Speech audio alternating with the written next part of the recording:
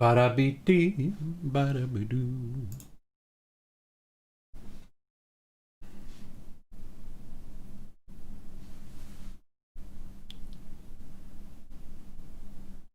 Testing 1 2. Hello, here we are.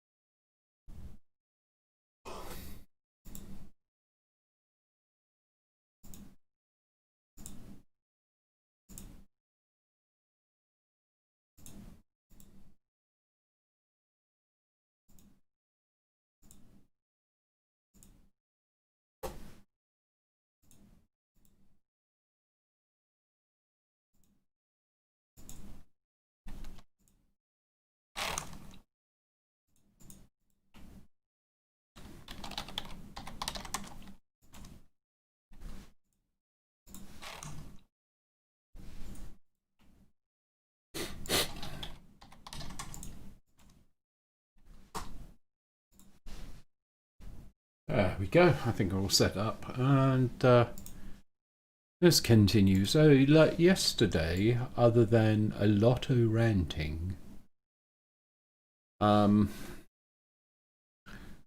got to the point where I can run this project.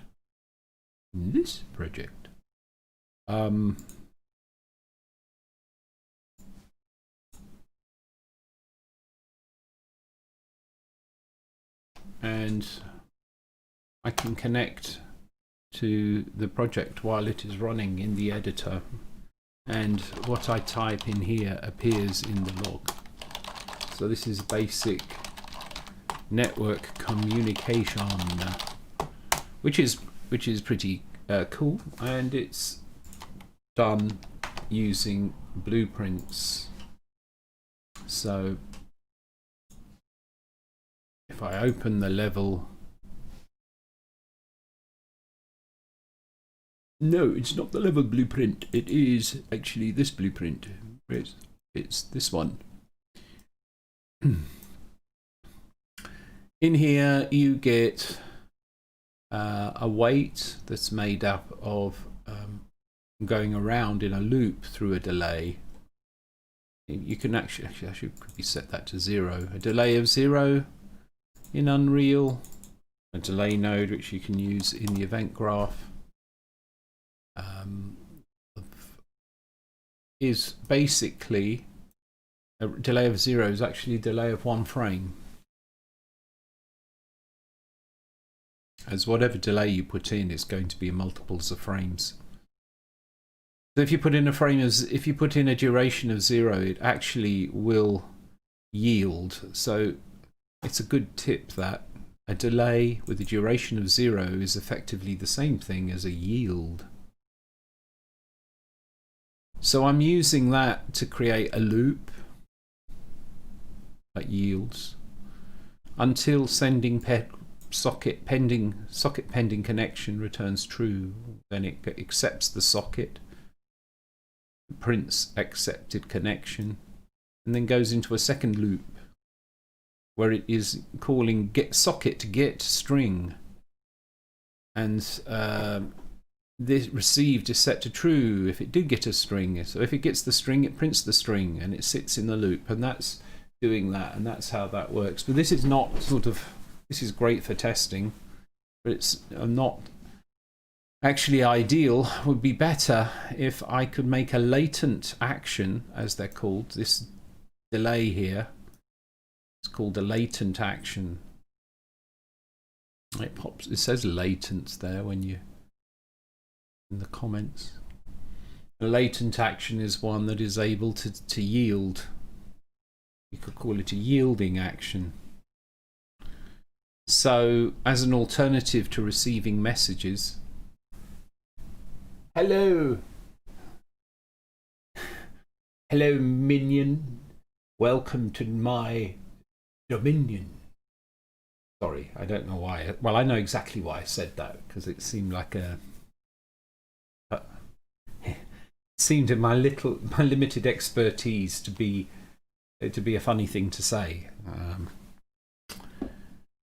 Hello, Hal. Hello, Hal. Oh, I haven't turned Hal on.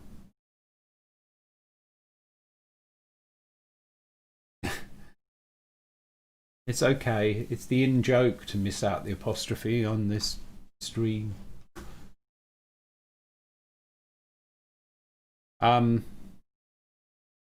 You're welcome. What about it? What about my welcome?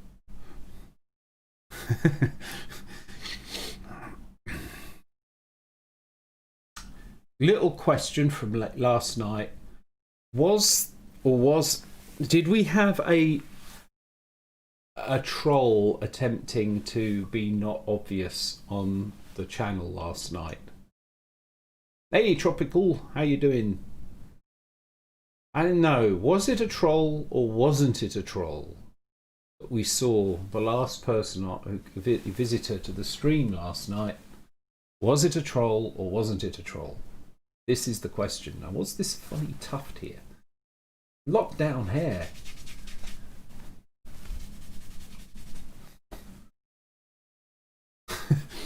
Was it or wasn't it a troll? That's the question.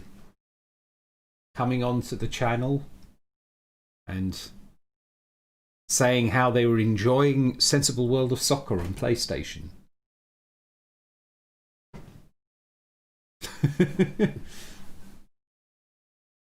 My stream timing is perfect. Glad to know. I aim to serve.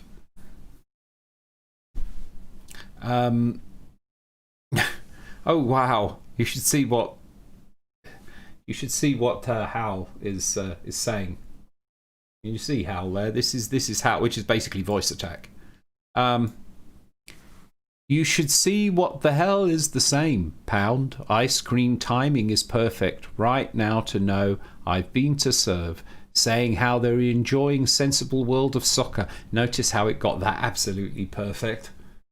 Yeah, thanks, Hal. And PlayStation. Coming on to the channel. Or was it, wasn't, a was, I didn't roll? That's the question. So it was like... If you leave Hal going for long enough, it'll eventually become Shakespeare. Knocked down here for this is the question. Was this he of we saw the last person or by visiting the string last night? I know was that role wasn't in control. A tropical a doing. The role that tempting to be more obvious from the channel was 9. Or of the or question from last night was doing have we a. What about it? You're welcome, Pound. It's okay to be in job to miss out before strictly on this stream. It's okay to be in job to miss out before strictly on this stream. That one is freaky. It sounds like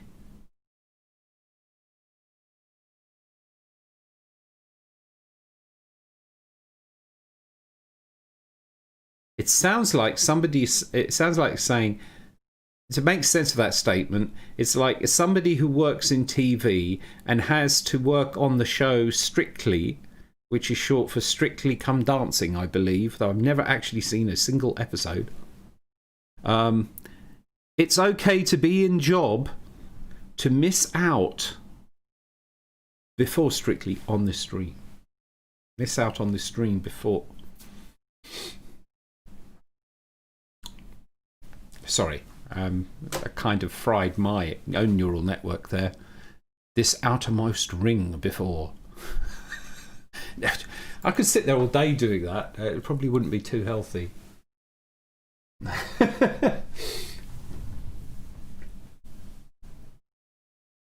No, I didn't. I could not assume that they were a troll. The question is, were they a troll? What's the betting?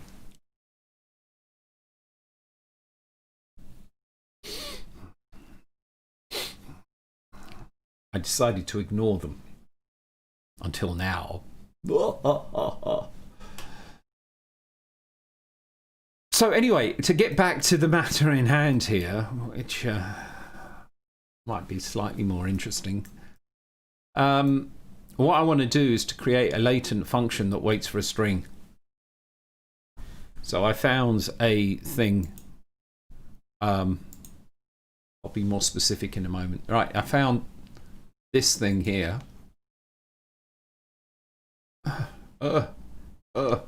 Right. It's like I'm streaming. I'm streaming. Get rid of the adverts. This has an example implementation of a latent action. So I'm going to use it. To make a latent action, I think we need this. I've looked at this before, but we need this to specify, I think, the continuation outputs. Oh, to realize multi-node output. Ooh, fancy. Well, I might not need it.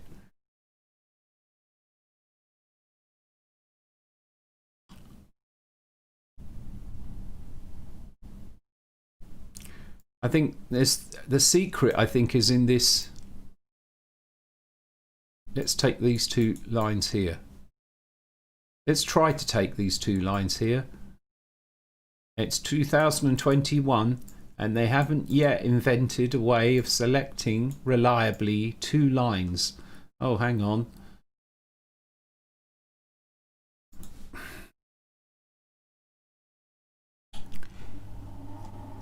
And if I go to FB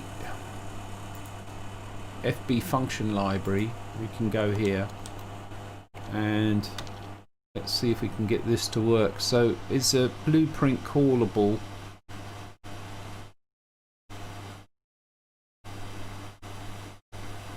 Expand enum as execs.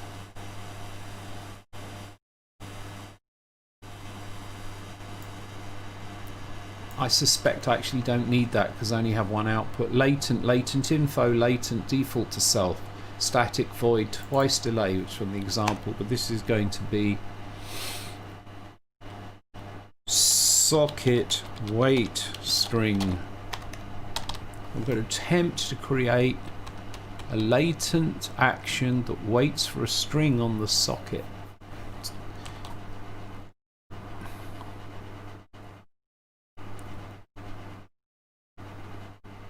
I think I might not need that. We'll see.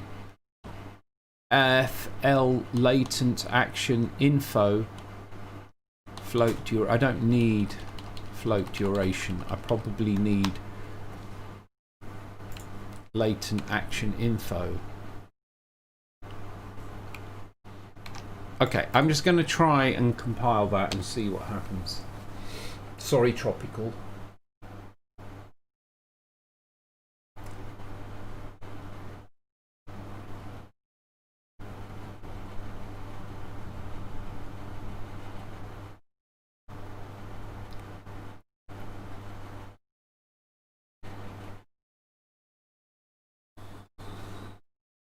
Did it work? Oh, it's still running the tool.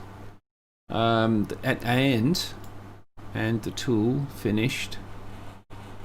And what kind of errors did we get?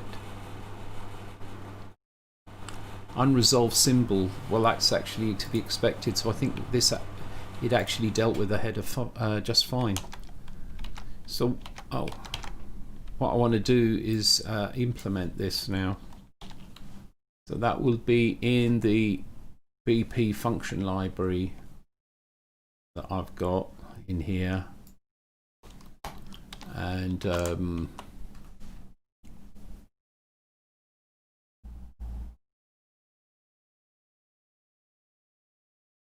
no, I know. I was just it was just a latent apology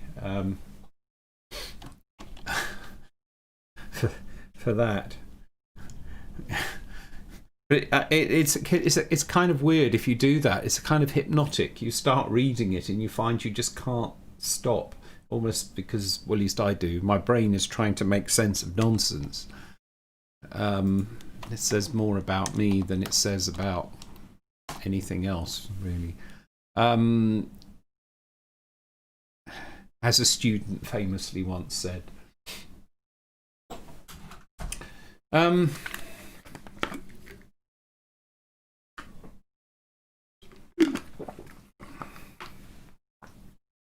That was because I decided to demonstrate type deaf with a bit of humour that fell flat once. I demonstrated type deaf colour so that you could say colour in English. COULR. And I thought it was quite funny, really, because it's like, yeah, this problem of we're always programming in American English. So you could set up a type def to rename the class colour to it's like, and posted somewhere. Right. We had a teacher once. I read, I came across it. A teacher once who wrote this, and he did this type def that convert colour to. Tells you everything you need to know about him. Oh. Everything you need to know. Yeah, it probably does say quite a bit, really. I think they may have missed the point.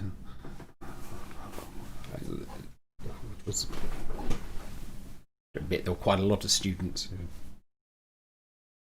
appeared to miss the point, but still, those teaching days are over. So I stream in my spare time. I do wonder sometimes if I'd been if streaming was really a thing while I was teaching. It became really more of a thing during the time. But when I started, video streaming wasn't really common, it wasn't really possible. I do wonder, would I have been teaching during the day and streaming at night? Entirely possible. Truth. Well, that's the way it came across, Tropical. It's like,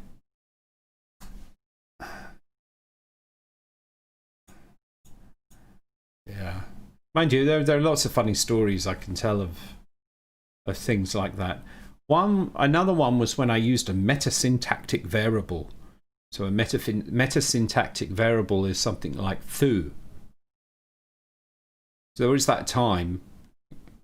It was that time where I was teaching and using foo as an example of a type name or a variable name or whatever.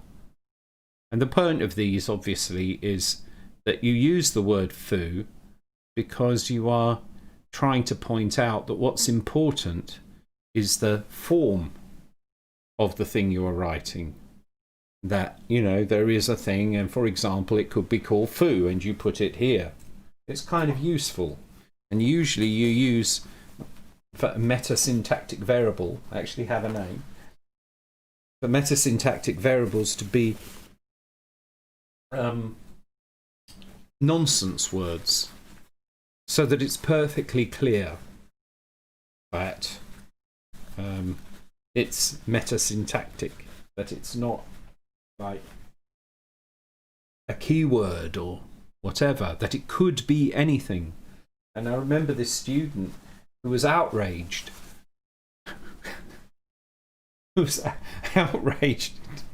About the fact that I was using foo, because apparently you should never use foo in your code. Well, I do, I do agree. One should not use foo in your code. But I wasn't teaching that you should use foo in your code. I was using a metasyntactic variable. I mean, it's quite funny. I was right. It was right in front of the whole class. It challenges me on this, and it's like, how can I possibly respond to that in a way that doesn't make somebody look silly?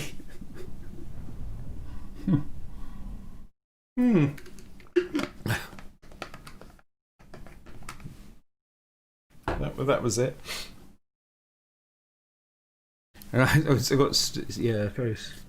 It's funny, very funny.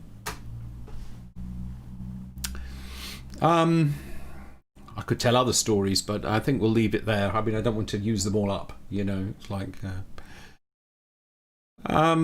Anyway, right. Let's see if this compiles, because it returns void. So this would be a good next thing. Lots of testing. I almost said teaching. Oh dear. Lots of testing. That's the way to do it. Do something that you can test. The minimum testable change. I kind of do a kind of reverse test-driven development. I don't really believe in test-driven development. I actually studied test-driven development for a master.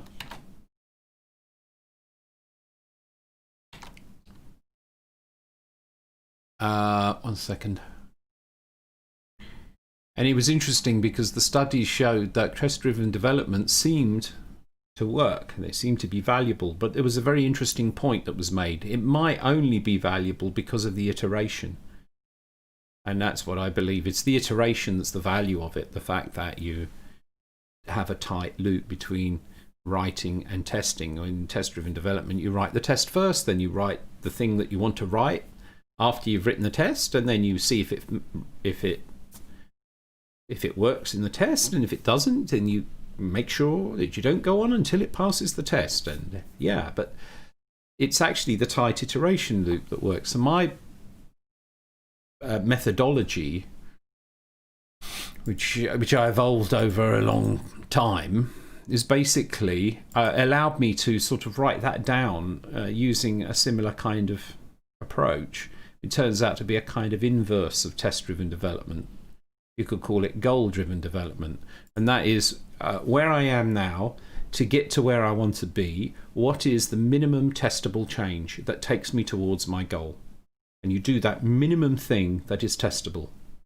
Smallest thing that takes you where you want to go, that you are able to test. You do it and you test it. And if it passes the test, then you say that's done and you move on to the next one. And that, you will notice, that's the way I work all the time. So here, the minimum, I mean, you know, of course, though with plenty of ranting in between. Do I rant when I'm not streaming? Now that's an interesting one. What do you think? Probably if I stream for long enough, eventually I will just be talking to myself even when I'm not streaming. Currently, I do not do that. Honestly, I don't. I do not sit here by myself ranting to myself. Unless I'm practicing ranting. Which I don't really do. Hardly need to. I rant enough as it is. Don't need to practice it. So anyway, what I've done is the minimum testable change was to add this, and I tried and it failed the test because static should not be, and there's these inconsistencies. Why does it force you to take, that's a C++ annoyance, why does it force you to remove the static from here? So you can't tell that it's static. You have to put a comment in. It's like so that it's clear that it's static. So okay, that works. So the next minimum testable change to this would be to look at the to do that I need to look at the example code. Now in the latent function that it has here, there is stuff you can do. Now when I'm looking at that, I'm thinking, if I don't put any code in here at all, in the But I can try it out in the blueprints. It should just pass through. So that is a test that I can do. So I will do that test. I'll go to the blueprints, and this is verifying, that it's successfully integrated into. It's successfully integrated my function in so that blueprints can use it. What I'm going to do is just disconnect that, because I'm going to put a new one. And that is going to be, if I type socket in here, this is a good idea, by the way. Your naming convention is, because, object-orientated programming, very important, isn't it? Which is why, of course, in blueprints, you don't have it. All of the naming conventions, or the namespaces, I should say, don't really exist. And the funny thing is, it doesn't seem to hold anybody up too much. Because of the fact that there's no namespace and the classes themselves don't appear, as you can see there for blueprint function library. You could say that's the class. If you've got a big static class, maybe it could work across classes too. But if you name your function so that, in this case, all my functions are socket, and then what it does, I can type socket and I've instantly got a list of all the socket functions. So I think that's quite nice. And I'm going to do the one which is wait string, as you can see it here. I don't know why it says that's notice board. That's a bit weird. Why? Oh, because this is in my... yeah, it is a bit weird. Something has gone a bit wrong there, but I guess it doesn't seem to be causing any harm at the moment. So if I double click on this, I get my socket wait string. It's going to pass through there, and then it should behave the same as before. Everything should still work, and it's just passing through an empty latent function. This little clock here tells you it's latent, so that's looking good. Let's just run a test.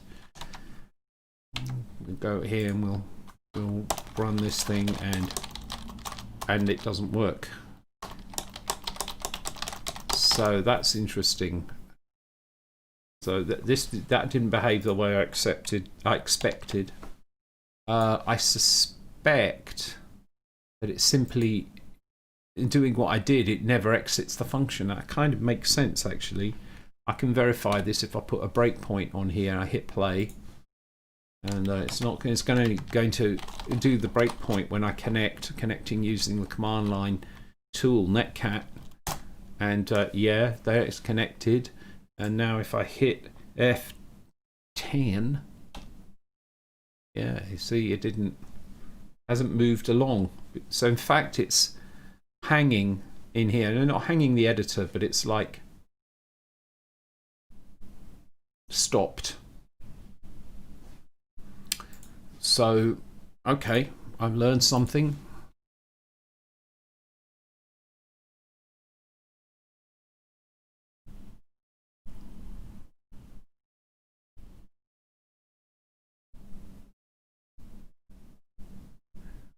I've sometimes held a debate. I've sometimes held the debate with myself. I didn't really like it too much. When I hold debates with myself, I always lose. Was mobile phones an issue with students while teaching? Not really. At least not in the beginning. Yeah, well, right at the beginning, the smartphone was not really so common. But I suppose they started to come in.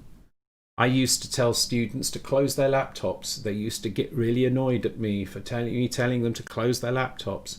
But, they would be on their laptops doing the homework that was due for the next class while trying to pay attention into mine, or hanging off ICQ, or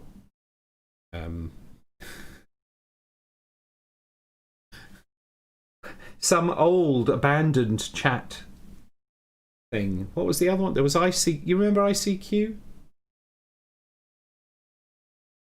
I don't know the one that was popular then.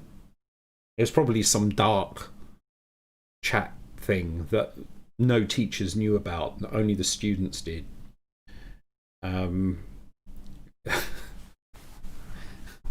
It wasn't really, it wasn't an issue for me because I basically I didn't really tolerate it. Because in part, the problem is that you've got somebody doing that. It distracts everybody else.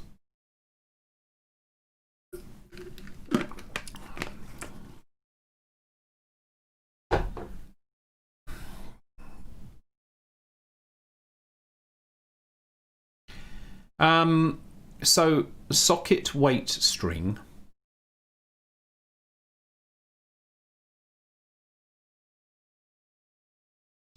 I need to go back to this thing here, and yeah, I think this piece of boilerplate is required. Oh, come on. Oh dear God. Hello, I would like to select some text. I'd like to select some text. Can I select some text, please? It misses off that break. Can I select it this way? Okay, right. Next time, select it downwards. The thing is that in Word, it works better when you select upwards. Or something. There's a reason why I built that habit up. Oh, I didn't copy. Oh, that's so annoying. Right, copy. Paste.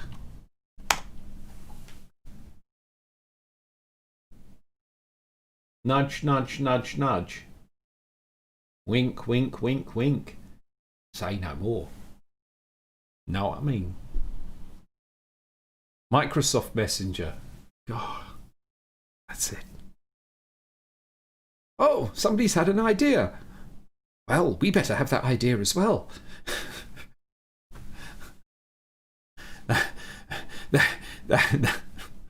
That's basically Microsoft, isn't it? It's like,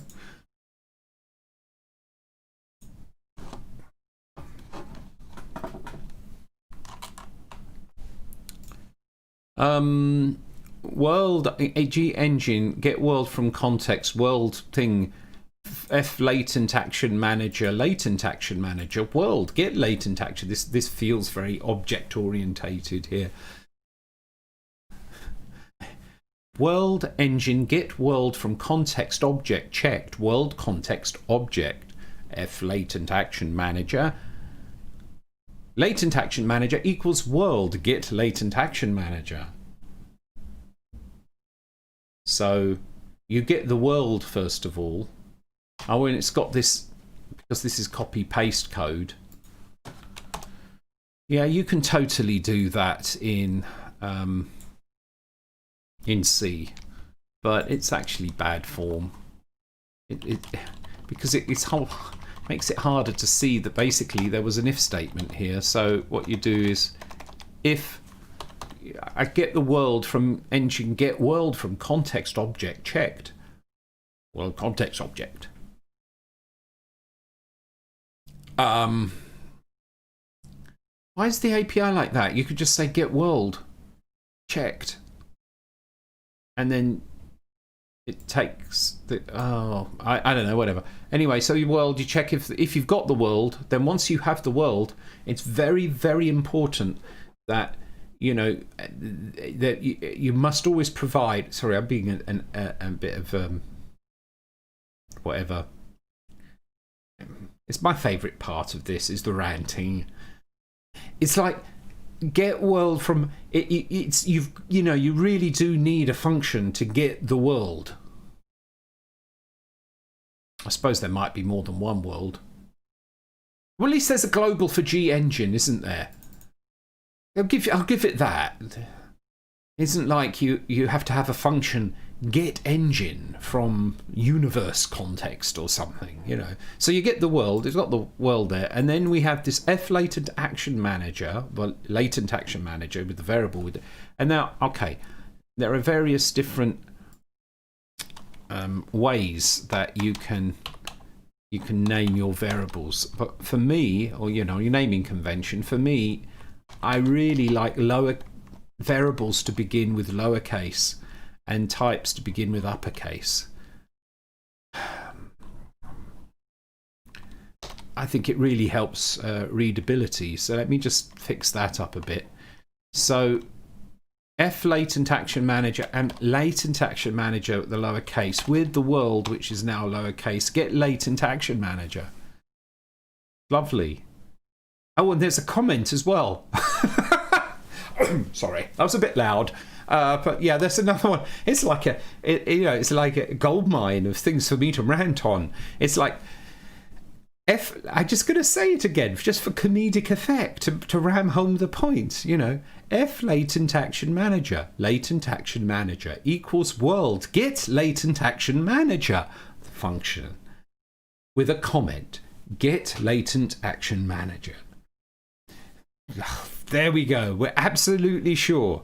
And I think this is overmanaged code. I really do, because that's one line with the word manager in it 4 damn times.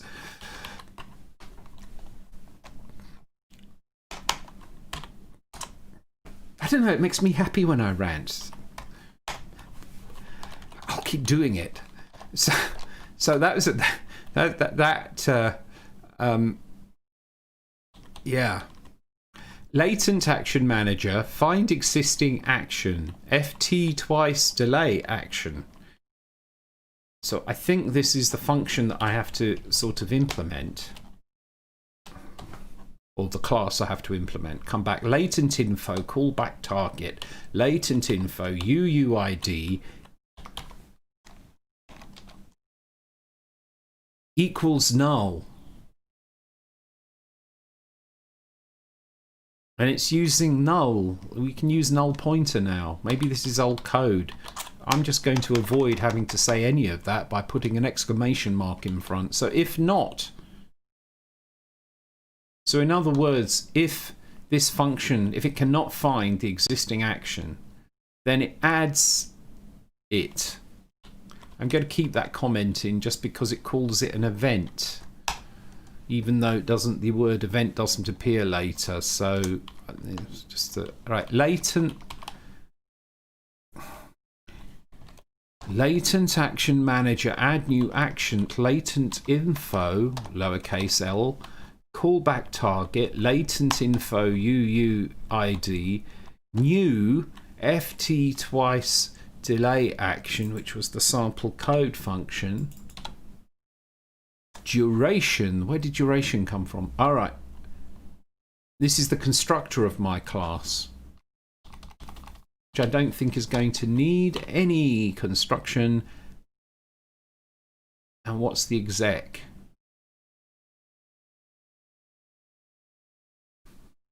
I have to figure out. Ah, damn.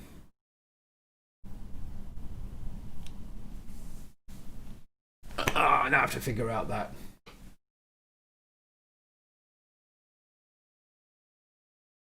The manager, that's it. You know who the manager is? It's the programmer. They used to call them coders, now they call them managers. The managers, of course, are not usually managers, not in the other sense. So the manager will have a boss. The boss will be the manager. You could see that coming, couldn't you?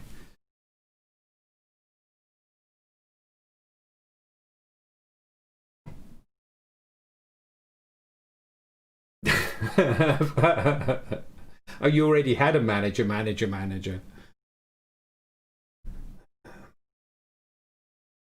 Did you think the original PlayStation hardware was over-engineered, i.e. the GPU with support?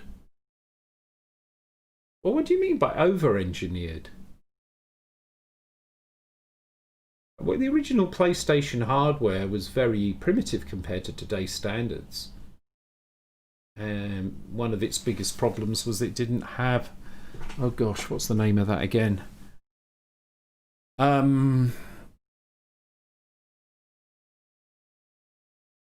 It won't come to me. Oh no, perspective correct text string. It didn't have that. Ah, floating point. It didn't have floating point. It was all fixed point. And that was really that made it difficult. Made it difficult. I worked on a project that well, I was sort of directing it. The programming on this project, and it was on PlayStation 1, and it had this problem that, well, we had to deal with this issue, and the problem was that people would forget that we had to use macros rather than standard multiply, divide, all the rest of it. And it wasn't written in C++, it was written in C. But what I did was I used the C++ compiler, and this is the end of the, it's around 99 or so. I used the C++ compiler to do a kind of lint on the code. So although it wasn't actually compiling it for anything that we would use, I used the C++ compiler to find errors where people had added to done an operation between two fixed point values without using a macro, like multiplying one by the other. It was just so easy for people to do it without thinking, and it would introduce all kinds of bugs. And because it was cross-platform, I was on PC and also on PlayStation. The PC version would work fine, the PlayStation version would fall in a heap, and this was a repeated problem. So yeah, I set up some hash ifs in there, special header files to put in there to stub out what needed to be stubbed out, so that all the types were processed in the code. And if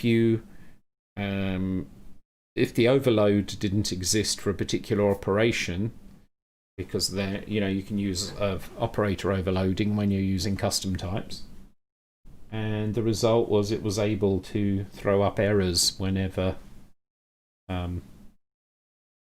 that kind of mistake was being made. And it worked quite well.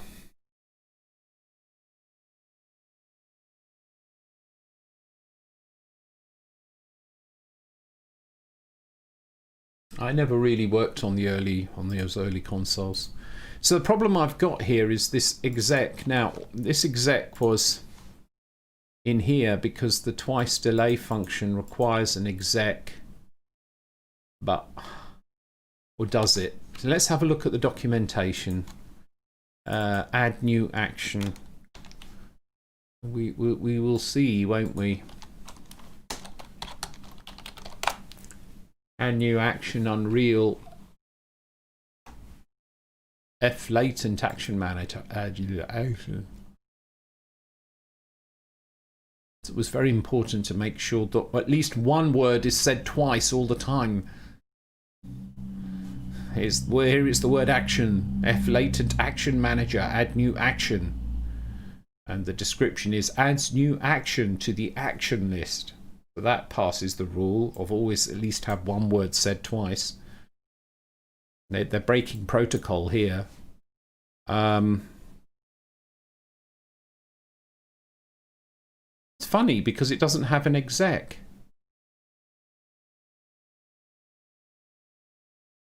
Why doesn't it list the overloads? Oh, that's very odd. It would seem... Oh!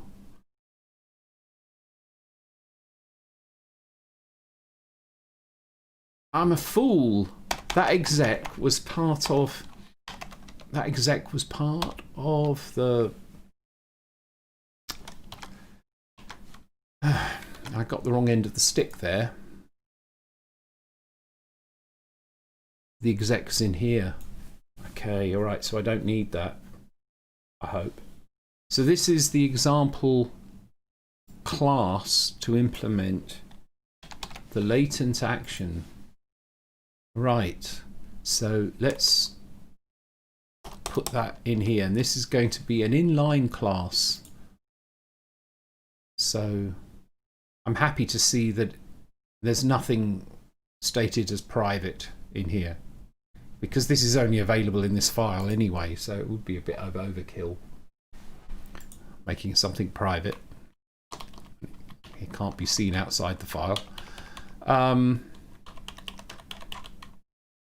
Total time, I don't need any of this. I might need execution function. Output link, I don't know what that is.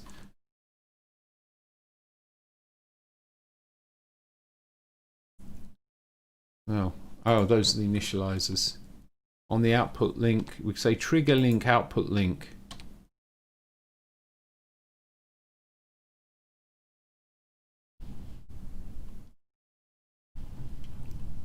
It's output link. Latent info linkage. So I think I need that. Callback target. Yeah, I probably need that. Funny how it captures all of these. Can't I just capture the... Oh, maybe not. To copy them, right? Delay exec ref. I'm hoping... Well, do I need that? Where's that set? That's set to here. Okay, well, I'm hoping I don't need that, so I'm just going to take it out. I can put it back in if it's half triggered. That's an implementation detail. F twice delay action. No, it isn't. It is going to be socket wait string implementation, I'm going to call it. And so that's derived from F pending latent action, and the duration I don't need. Oh, latent info. Okay, then I need the latent info. It looks like I need the latent info. So if I need the latent info, then I need to pass the latent info in to this copy that I can paste it there and paste it there and paste it everywhere. There we go. Right, latent info.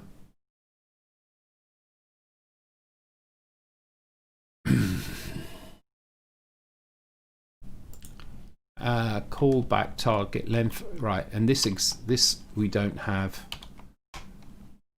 anything there, right? Maybe we will see.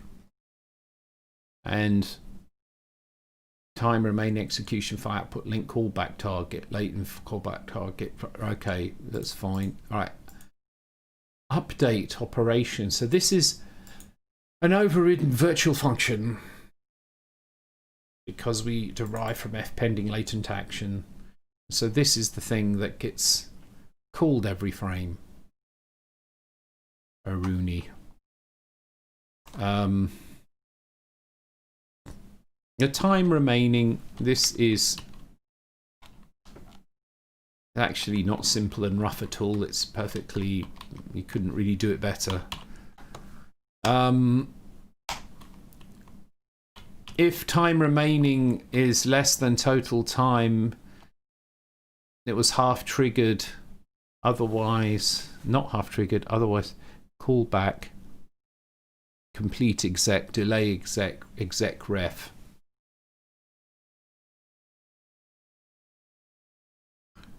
Trigger link.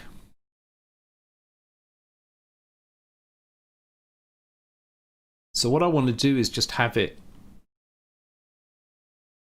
terminate the latent.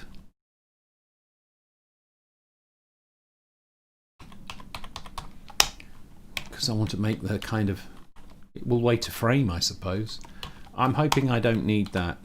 Response trigger link execution function.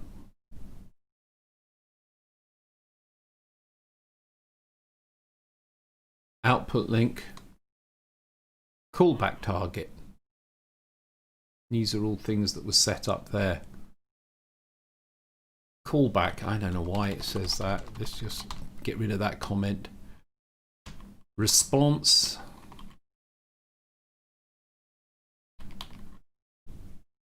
I've got the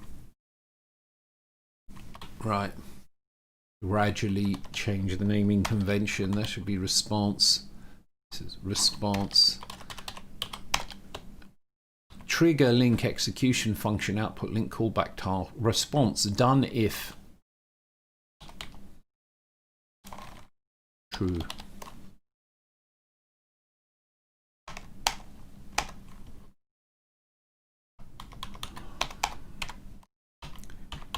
Okay, I will get an error almost certainly.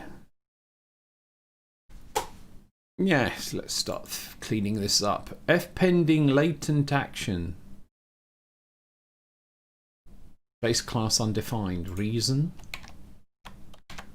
The reason is because I probably need to have latent actions.h. It's the header file question again.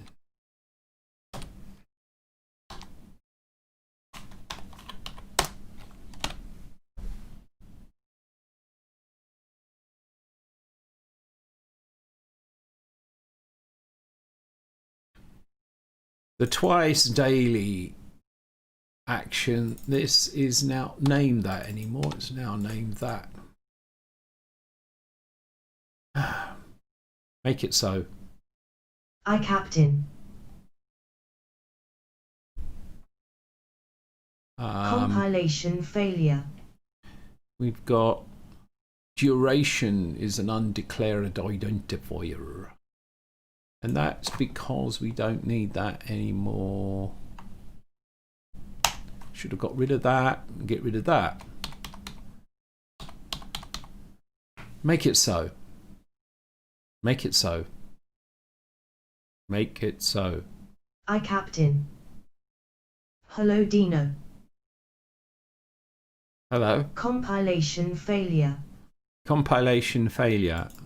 World is undefined because it's capitalized.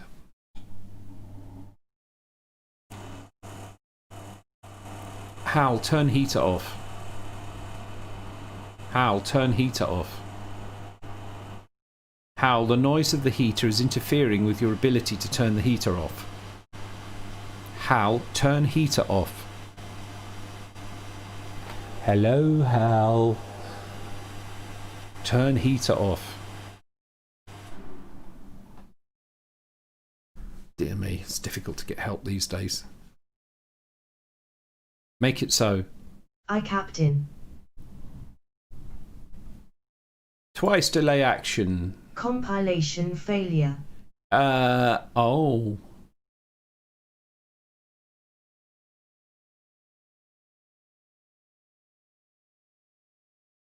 Oh. That's the wrong name. That's funny. I ended up putting that back when I was supposed to trying to take it out. Right, let's put... So, that's that. And...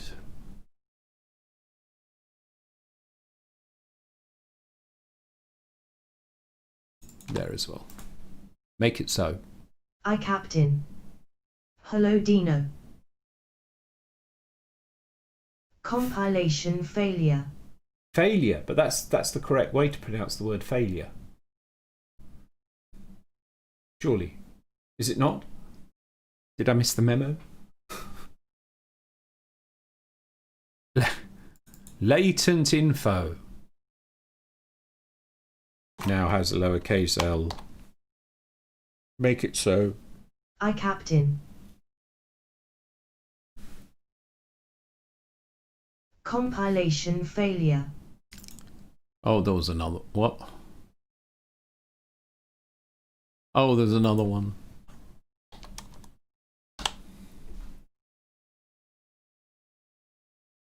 It succeeded. I'm kind of a little bit shocked that we got there so quickly. Well, we'll see in a minute. What should work is that, what should happen is that the previous test should now work because it will go into this latent action and then out. By the way, this kind of programming at this point is not my favorite kind. It's basically when I don't know what I'm doing. And I don't know what I'm doing in the sense that I do not understand the the API is architecture, the principles behind this. This is working with copy and pasting code. It's like I would need to understand the world and the what the latent action manager does, and then why you need to add this. I suppose that makes some kind of sense. And then how all this stuff here, and it's yeah, it's one of the natures of kind of lowish level APIs. I don't like it because it can make it very difficult to debug.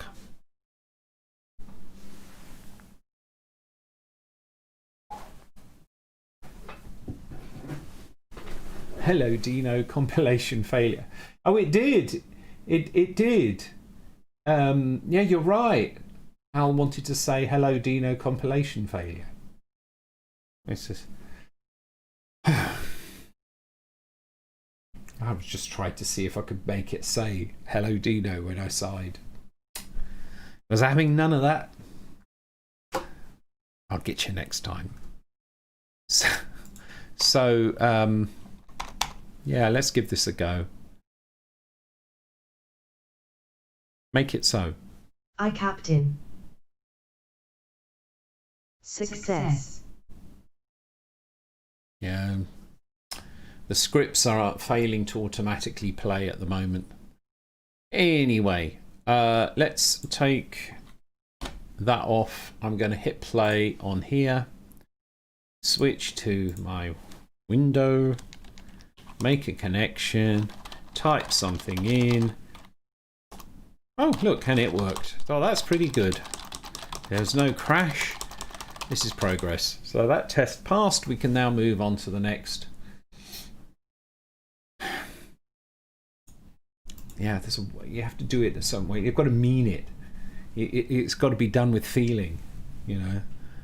Let me imagine a particularly grotesque moment in my life. Let me.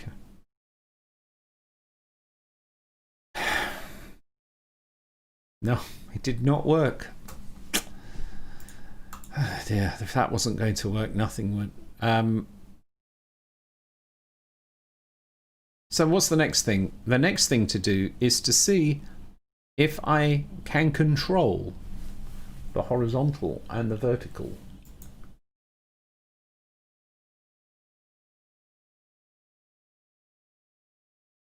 I'll make a kind of delay. What I'll do is...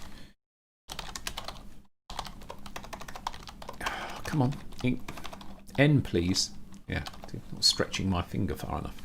Yeah, count equals 0. Oh, God.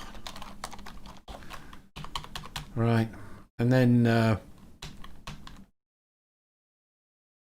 response trigger link. I guess this... What does that mean, trigger link?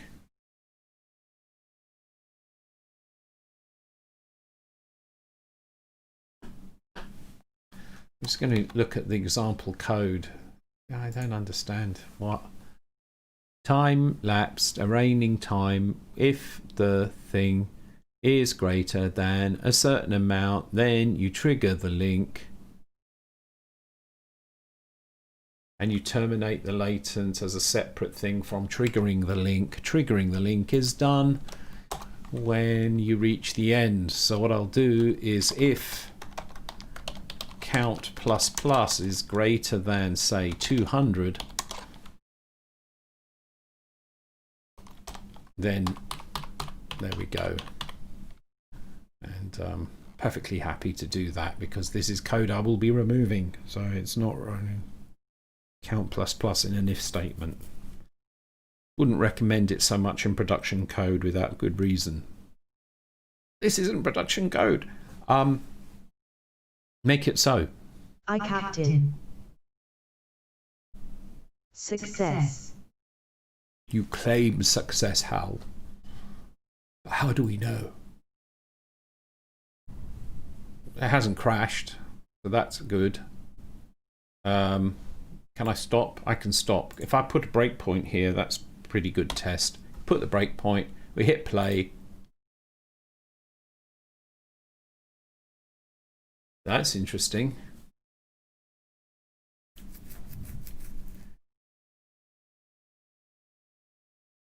It's still stuck inside the... Definitely, it's stuck inside the latent action.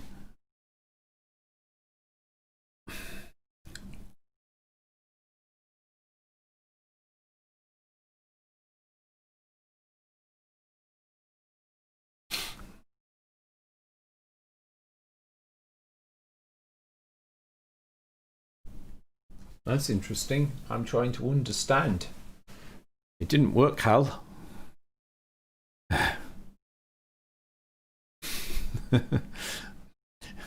Still can't make it do it. Right, look, if the count was 0 on the thing, on the moment the thing is created, it creates a count and it sets the count to 0. And if the count plus plus is greater than 200, well, then we terminate, except it doesn't seem to terminate. Unless 200 is a crazy number.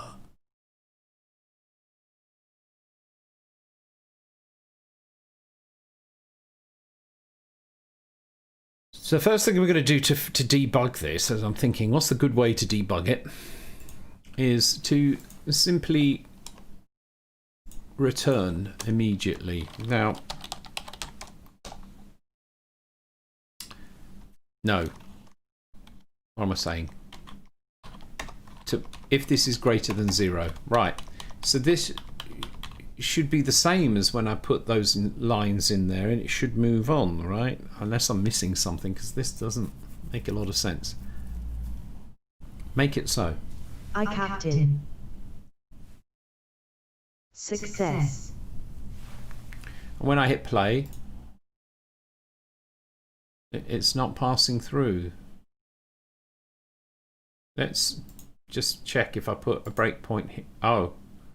Oh, you fool!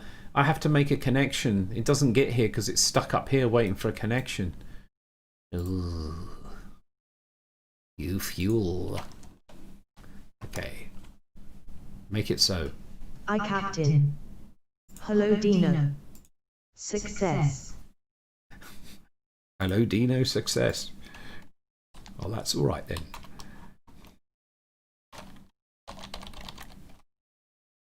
Oh, look, there was a delay and then it moved over. Did you see that? I mean, I was typing, but I never hit enter.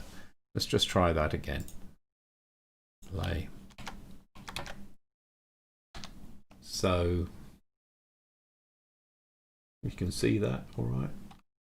I don't know. Yeah, should be all right. So what you do is, like so. Boom. And so this is now a working in, and that's exciting. Got an implemented latent function. This is superb, because that's just like really, that is equivalent of coroutines in Unity, right? So all of this means that now I only need to do a few things, like, for example, that's really important, and this is really important. I put my braces like that. It's really important for my own code. I'll quite happily use whatever I need to use in a team, but if I have the choice, it's really important. There is an argument when you have this. It's all messy then anyway. I think I'll do that in that instance, because it starts getting difficult to see where the line is. So look, there, I bend. I can bend. Who'd have guessed? So what we want to check now is if a string is available. Oh, how do you return?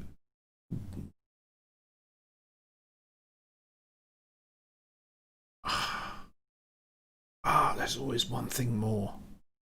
How do I return a value from a latent function? See, that was an interesting one.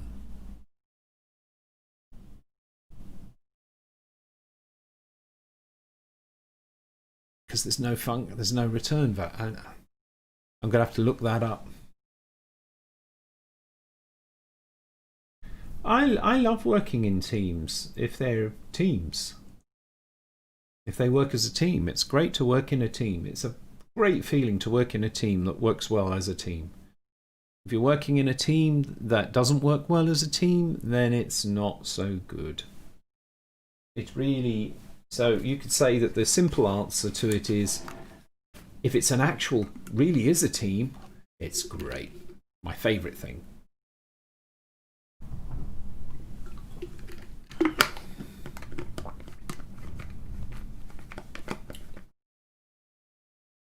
So yes, experience working in a team is positive. Always positive. May not be always that easy to find a team. That's actually a team.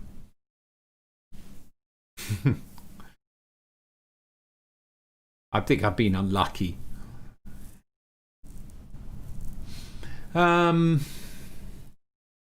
So over the course of the 40 years, it's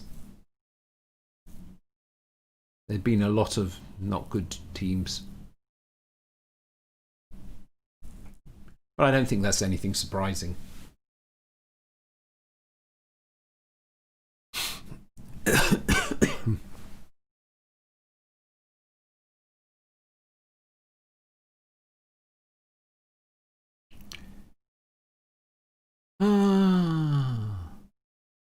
Right.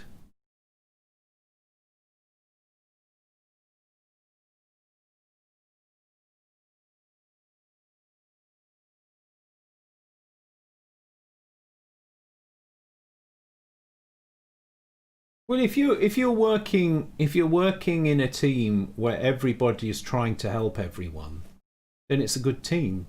If it's a team that is seeking to get the best from everybody, and not just in the sense of everybody contributing together in the team in a constructive way, but that also the team is there to help everybody grow. You grow together. It's a wonderful feeling when that is truly what happens, and so that's what I really like to seek. And when that happens, it's lovely, because you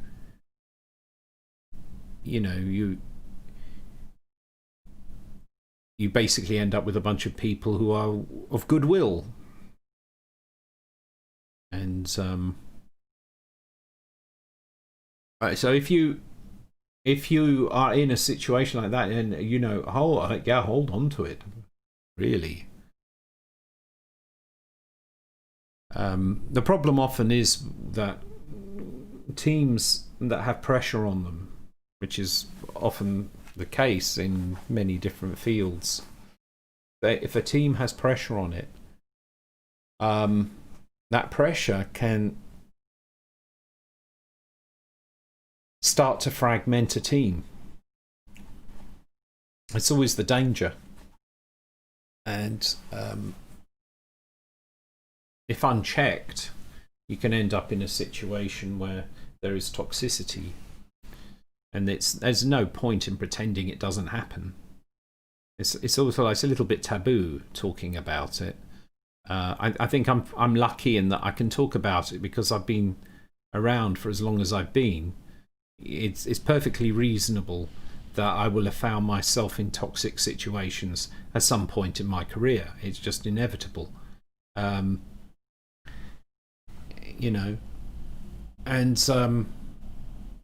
it's not because people are, when it happens, it's not because people are nasty or unpleasant. It's just because actually encouraging and keeping a good team spirit requires, in the end, good leadership. There's no two ways about it. And leadership is a really complicated thing. It's more of an art than it is a science. And the quality of the team is usually depends on the quality of the leadership.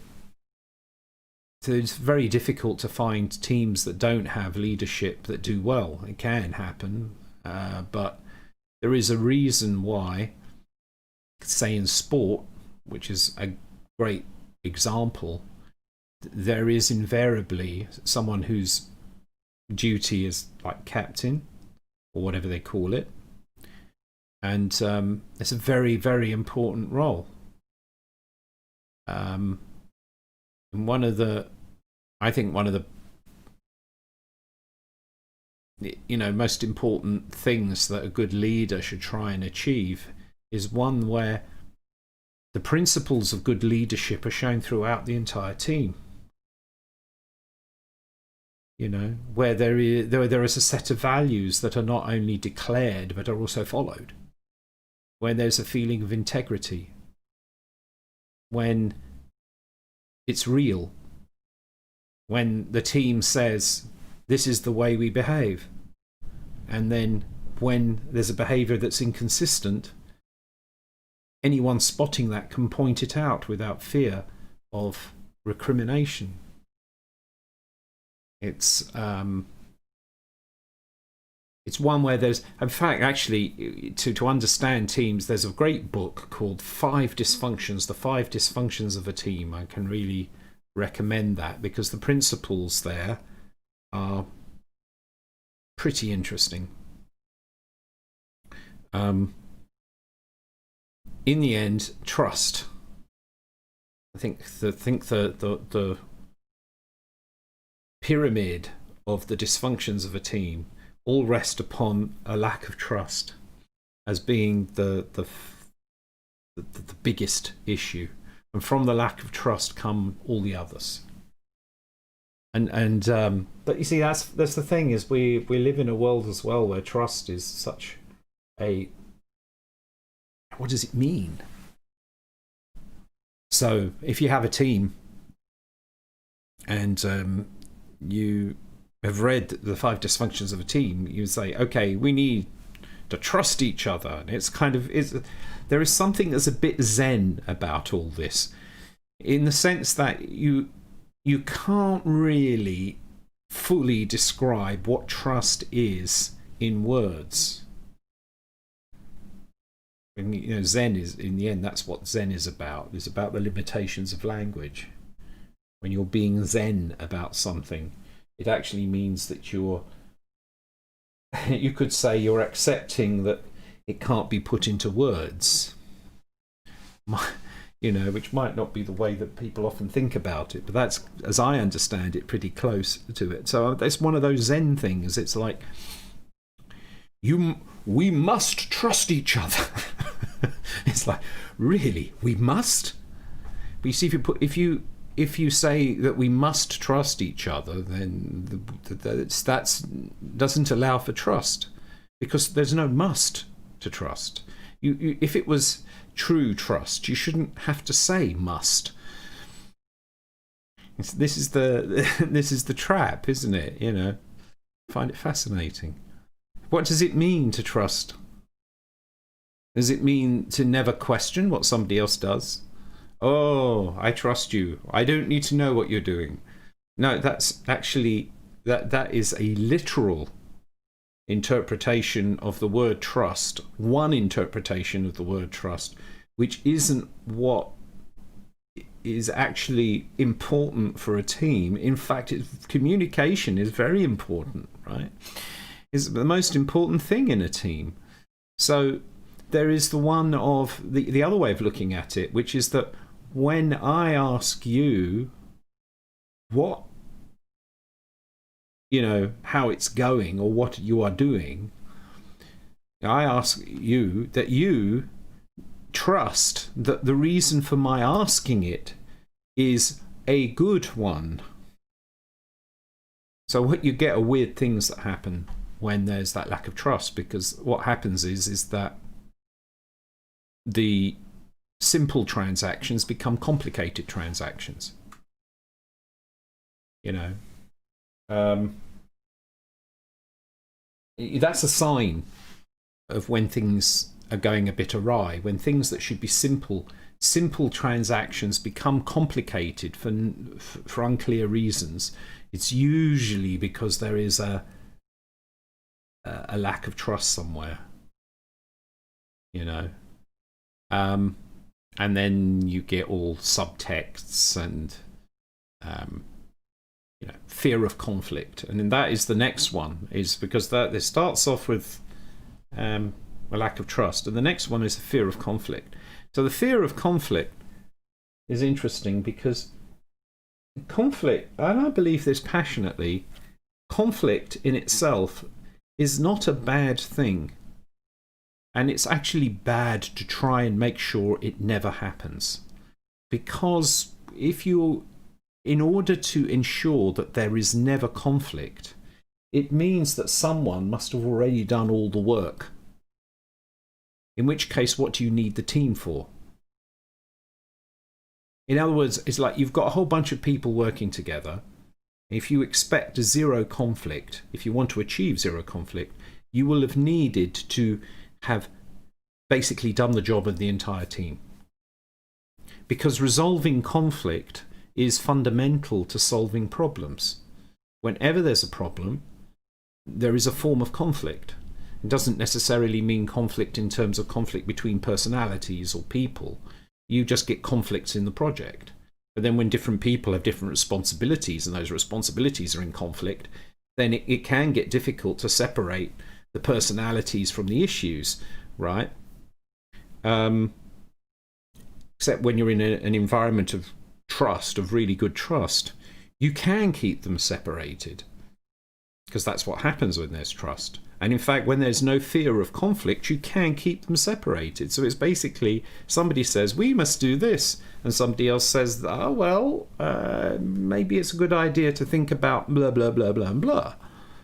And it's like, that could turn into conflict. It's like, well, I think you're exaggerating. It's like, I'm just saying that, and it's like, yeah, you can end up with a conflict.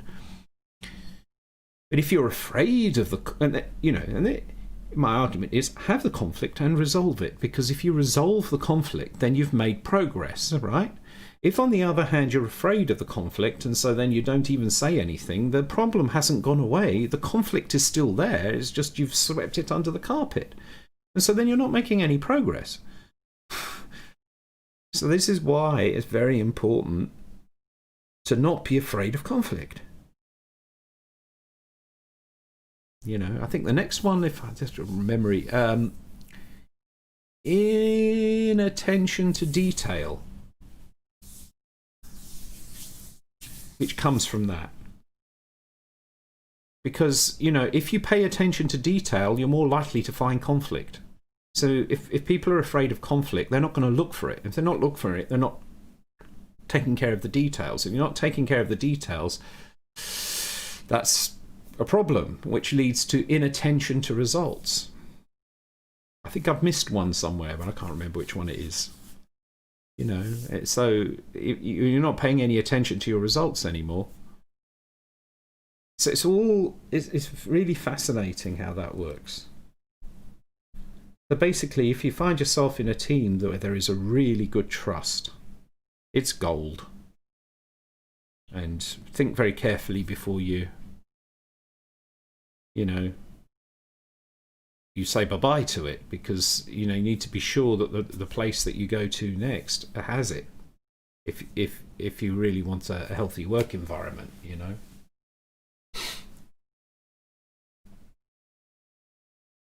Hi Emmanuel, how you doing? Thanks.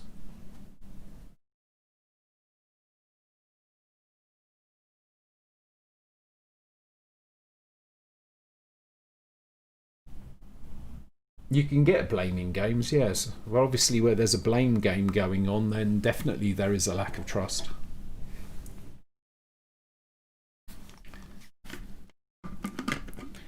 I like to say that, blame the process. It's like, if something goes wrong, it's possible the fault is an individual. That is always possible, right? But the first port of call should always be to check if it's a process issue. Very few people are sort of deliberately negligent or whatever. I found that most people, the overwhelming majority of people, really try hard and try to do a good job. So it's pretty good guess that when things go wrong, it's more likely to be a process issue than it is to be a person issue. You know? But that's my view. The word toxic is not overused, Mike. There's a lot of toxicity around. You just need to look at any uncontrolled social gathering on a big information network to see the amount of toxicity that exists. And it could even be that the world is becoming more and more toxic all the time. It could be that the way that we pollute our environment, well, the toxicity that we have within our society is a reflection of the toxicity that we inflict upon our environment. I'm kind of into that theory, that idea of there's always a kind of reflection. You often see it, one thing reflected in another, you know. But who knows? But it's definitely not overused.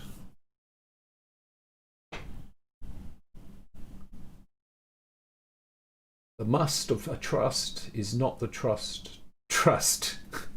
Trust me. I do, Tropical. Well, Mike, you know, trust is like respect. It's earned. With what currency? I mean, I hear that said so often. It's like you have to earn respect. But with what currency does one earn respect? What is the currency of respect? How do we earn respect? You know, so today I want to earn respect.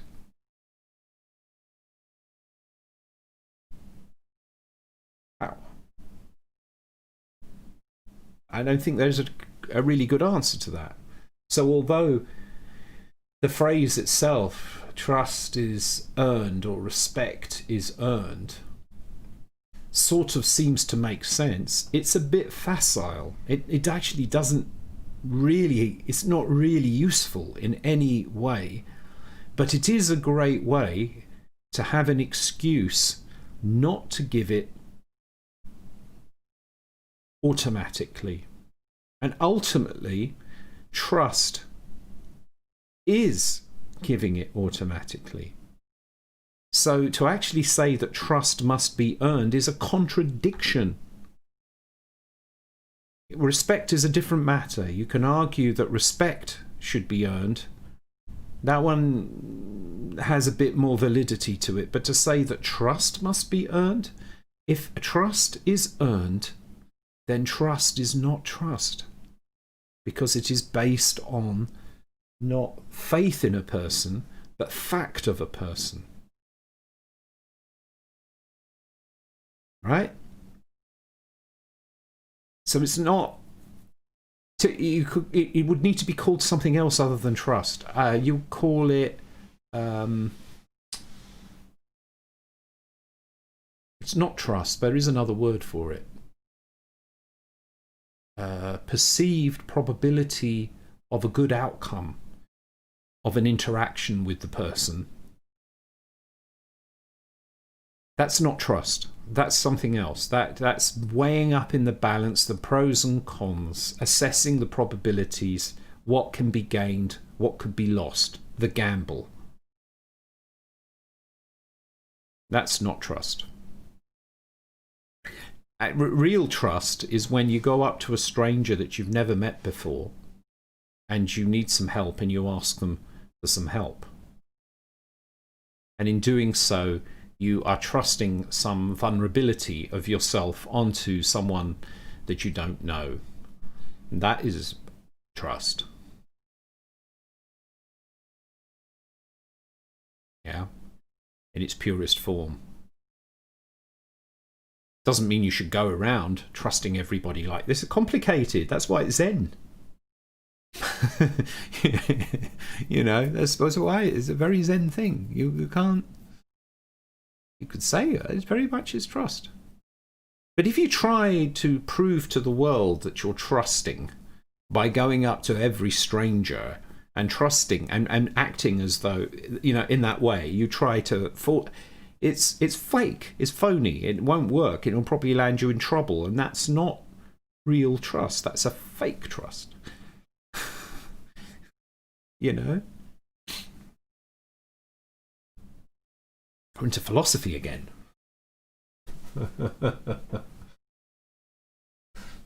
You can show commitment, and that is a way of showing that you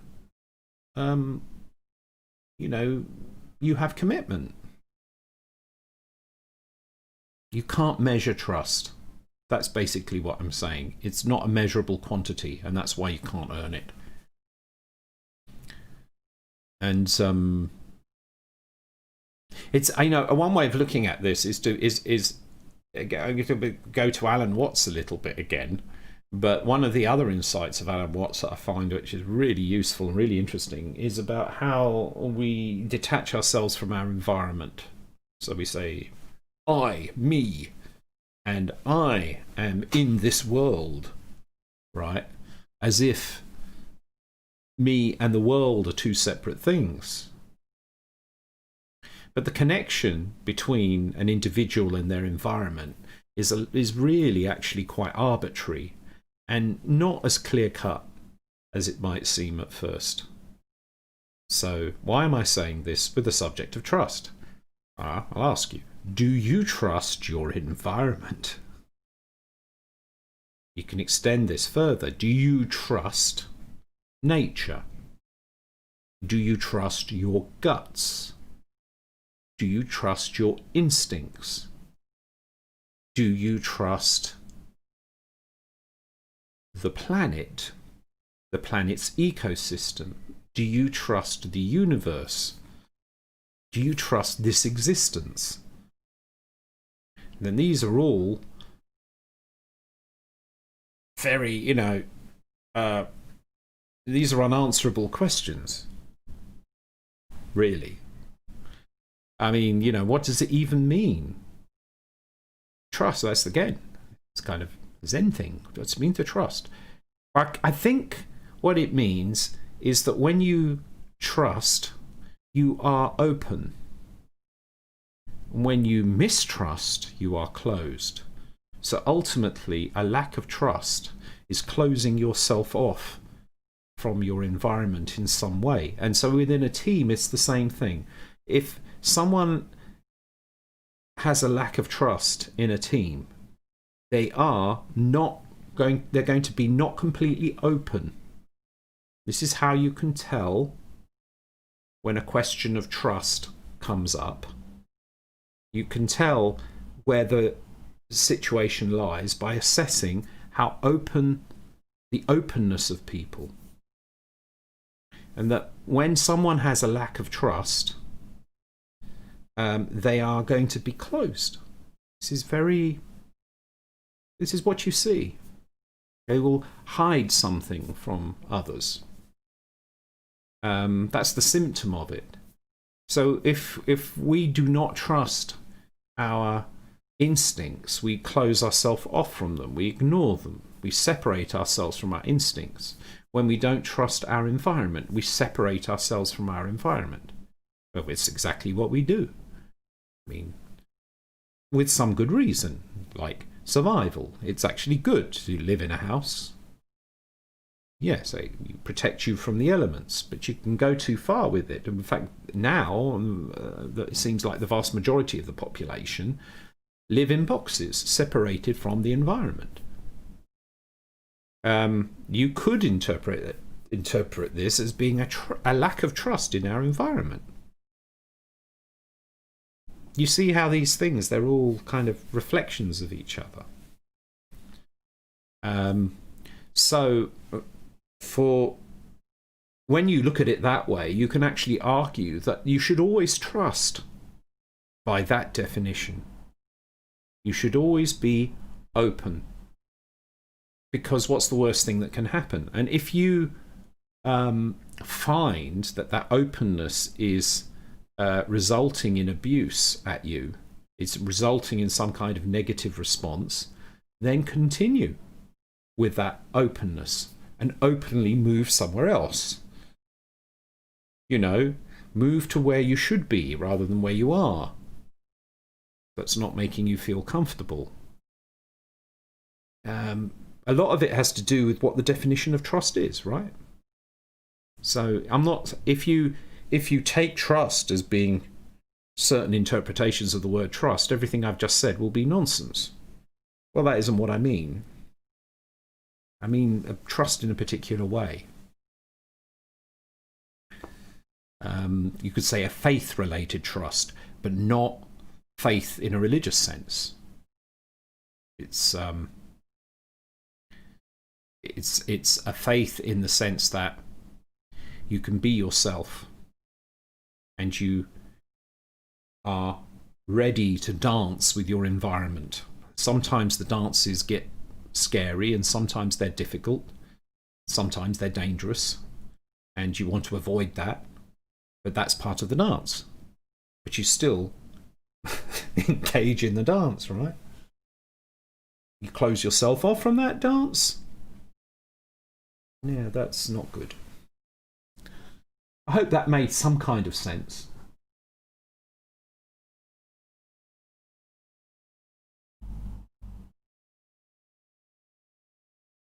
You don't trust the sun or moon, they're always staring at me. I love that. That's a poet. You're a poet. There is a kind of feeling of that from the sun and the moon, isn't it? They're just sort of there. That's actually quite deep. I like it. It's like they're there, you know. We were all going about our business, you know, and there they are. Yep. Fast-moving world.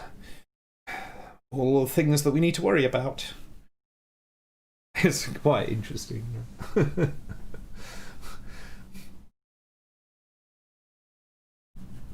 Speaking of hiding,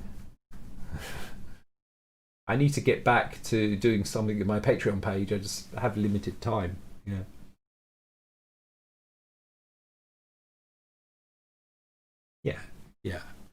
Anyway, that was kind of interesting. Yeah, trust, being able to talk about things like this without, you know, without fear of being ridiculed. I might be getting ridiculed. Okay. So, anyway, where was I? What I want to do is, there was this socket get string thing. So this is, I can use this very function. The very function, I can use it because it's but the problem was how to return. Yes, I knew there was an issue. I'm stalling because I'm not looking forward to this. It's figure out returning a value from a latent action Unreal blueprints.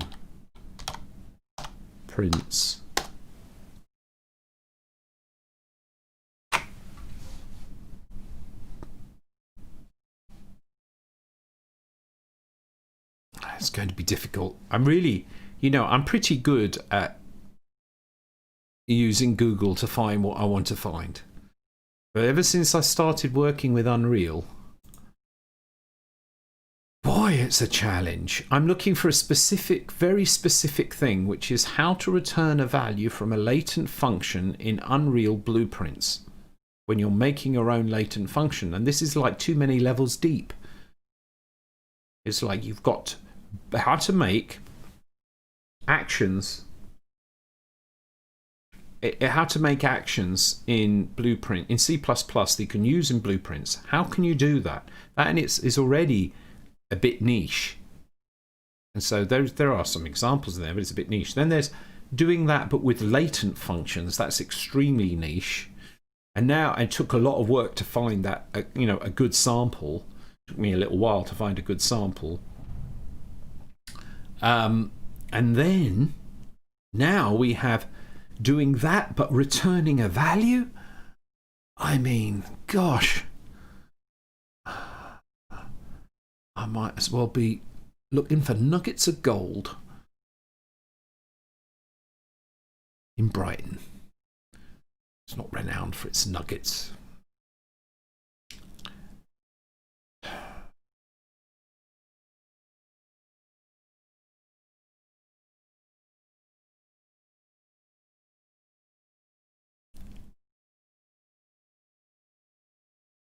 Well, this is encouraging because this example here shows a result, so it is possible for it to be done. So that's good. Gold might be easier to find. It might be. So this is great. This is a latent action. Apply URL. So this is where you query a URL and you get back the result. And you can see on here is trying to process a JSON thing in blueprints. So it is possible. Now, the problem is this page is not showing me how to construct that in C++.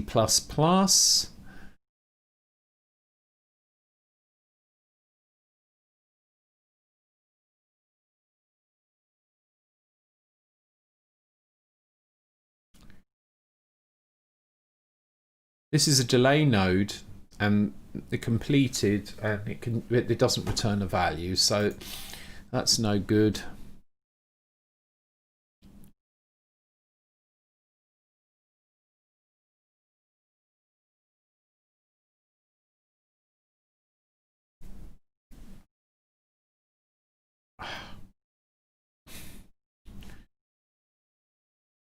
I'm on the second page.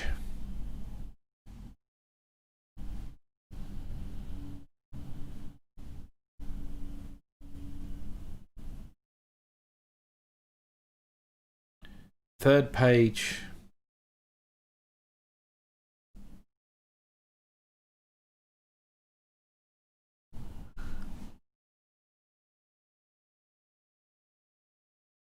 Socket client UE4. I guess I could have just used that. No, I want to develop my own to learn.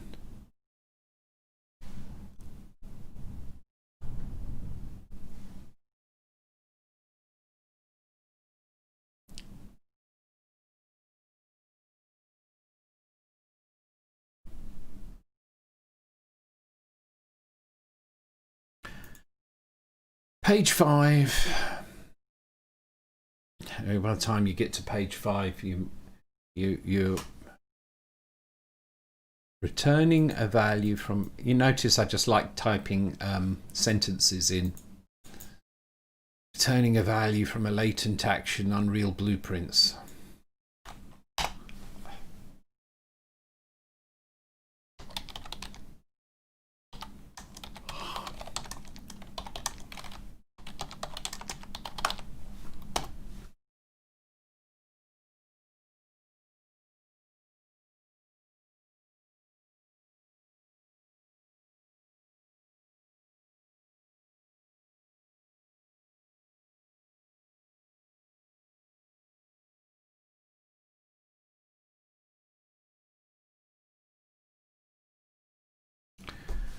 Dear me. Such a useful thing to be able to do. It's amazing that you can't. But this is it. This is the problem of surface learning, and surface. You could say as well surface best practice.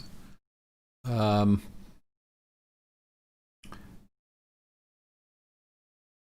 could. Right. I'm going to have to. This function that I create, which is wait socket wait string, the first thing I can try, feels naive, but I could try, say, returning. Let's say it's supposed to return an int.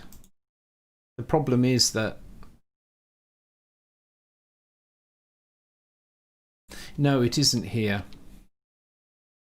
You see, I think what it does is this is a wrapper which you have to create the new action, which is done by to know what parameters the thing takes. It can't use this, so the definition has to be from the class. Let's see if I can. Right. I'm going to have a look at the example. They did have an example of a function. This thing, not this one.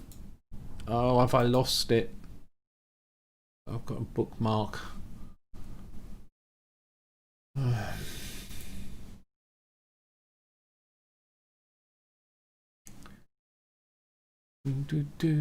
come on.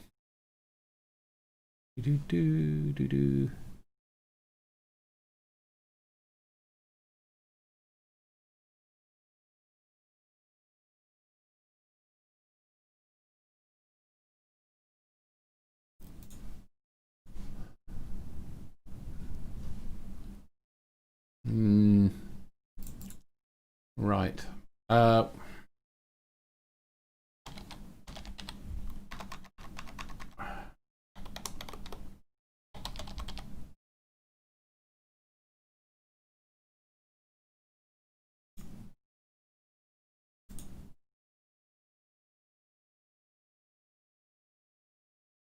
Got it.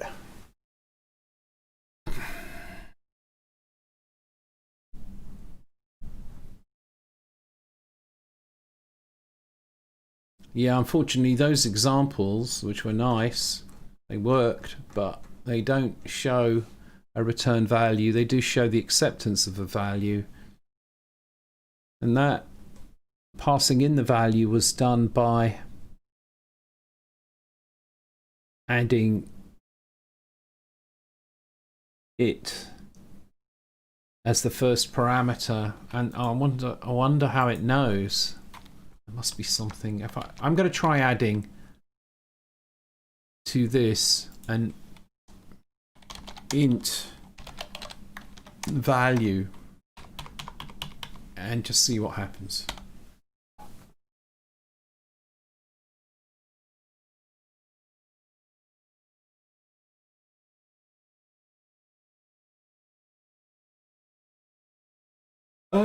Yes. Yes, it does. You know, you have to work out how to work with a second.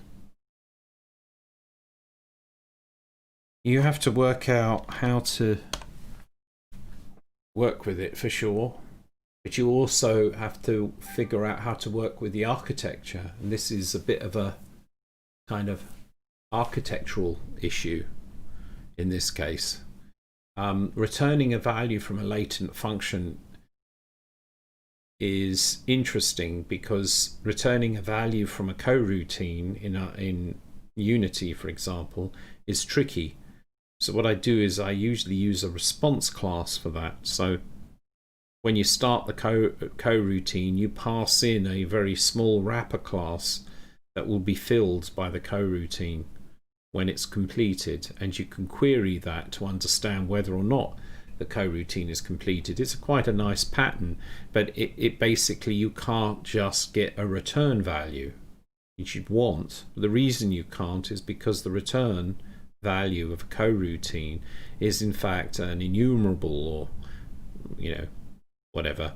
And so basically the return is being used to operate the coroutine nesting, and so it can't actually then the coroutine operation at all. So basically, when you use a coroutine, which is really a continuation in C#, the return value is taken up by the continuation mechanism, and so then there's no way of having a return value.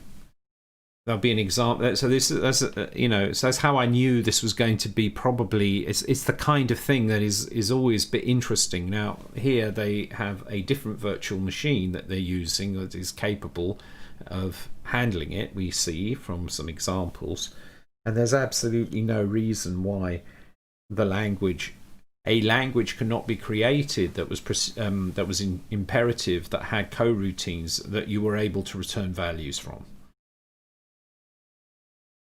But it's a little bit tricky generally. So yeah, so in this case, but they, you know, in this case it's a visual language, so how that interprets it gets interpreted in code can be done in any way. In fact, you can do anything you like without any language constraints. That's in fact why these latent actions, as they call them, have no equivalent in C++ directly, and the reason for that is because C++ does not have something like a coroutine, so it actually makes it very difficult to implement these things, as I used to teach my students, you know.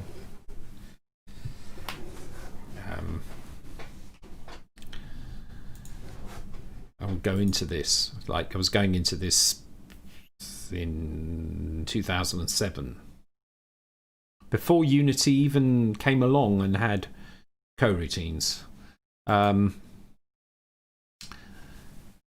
So latent info, callback target, and I pass it in as 0. The builder succeeded. So let's go back to here and stop. And yeah, it's not quite so simple, because what I'll need to do is, this is being recompiled and changed, so this is no longer valid, so I have to delete it and then I have to add it again. It's always inconvenient, that. So we're going to add socket wait string, and you see it didn't, there's no variable, so I need to study that example. There's no input value. I need to study this example to see where and how it becomes aware of, oh, it's in here. Oh, wait a minute. Oh, but that gets just passed through. Okay. Oh, that doesn't really help so much, because it's just passed through. Okay. Well, let's test that first of all. So what we do is, it's added at the end of this particular type of function, int, what did I call it? Value. And I'm not even using the value, but it doesn't matter, this test.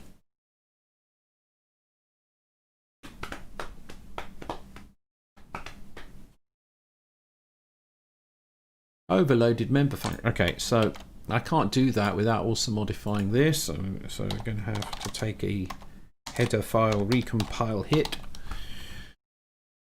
Make it so. Make it so. Make it so. Number 1. Hello, Hal. Hello, Dino. Make it so. I have to shout in your ear right now. Make it so. Aye, Captain. Thank you, Microsoft. Compilation failure. Oh, I put a dot instead of a comma. Lovely.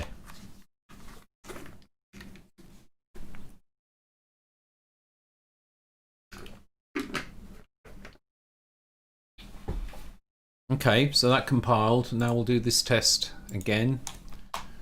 Going to try and get that. I go to here and I type socket wait string, and now we can see we have a value. Now I just need to figure out how to get the return value. There are all these sort of tags in here. I don't know how they work. I'm going to look up blueprint callable. So now I'm going to have to dig around the Unreal documentation, which never has examples.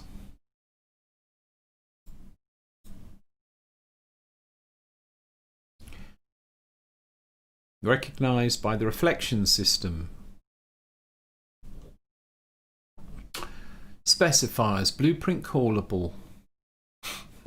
Right, now this is blueprint callable, but there is a latent thing, so let's have a look. Exciting. Let's search the page for latent. It's there. Whoa. Hello, Dino. Hello. How? Basically you say that if you detect any emotion from me. That wasn't a sigh, that was excitement. I guess it's all here. There's a lot of stuff. You can specify which parameter is the latent info parameter. And that's there. It's the latent info. You say this is the latent info parameter. This is the name of the... Yeah. All right. And then... What we want a return value.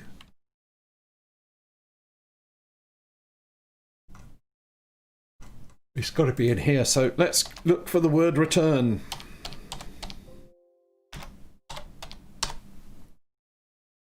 Return type. Oh no, but oh, reflection. Hang on. Yeah, it might actually work for me to change this to the type that I'm returning, because the reflection will pick up on it. Worth a try. I want it to return a string, so let's try returning f string. It's the problem with these process reflection things. Sometimes, yeah, I forgot that could be. There's a tool that will read that and say, oh, this is supposed to return a value. The problem is that if I do that, then this will expect a return value. So what am I supposed to return? Well, that's what I don't like. I mean, we can try it. We can go return.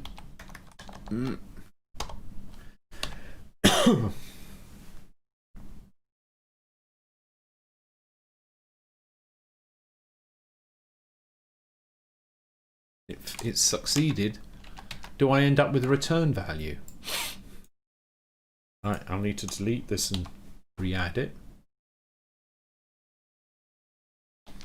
Socket, wait string, and there it is, a return value. But how do I set the return value? That's the problem, because the return value is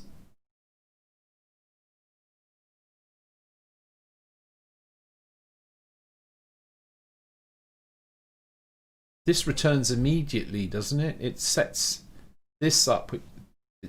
This is what's going to be executing. Sorry, this is what's going to be executing. There must be a return value in here. I'm going to try using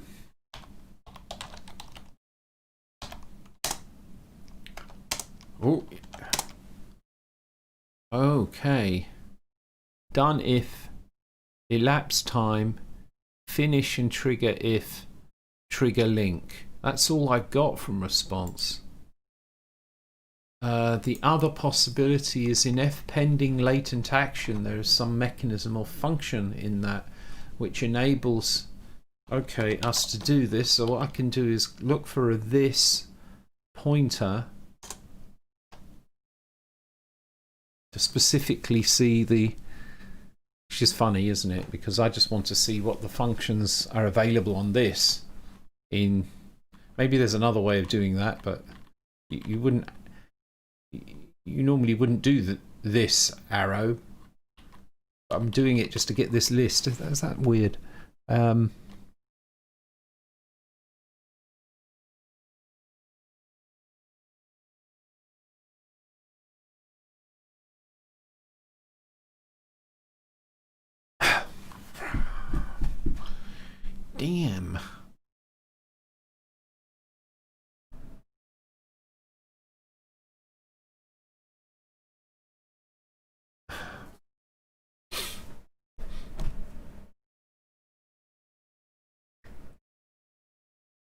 There's nothing available for changing the...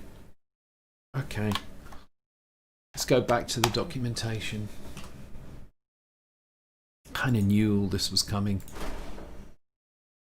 In U functions, let's check everything that exists with the word return. So the return type, fine, but with validation, returns a bool. Blueprint autocast, used only by static blueprint pure functions from blueprint function library. A cast node will automatically be added for the return type and the type of the first. Oh, that's kind of handy. That's it. I knew I'd run dry. It's not there.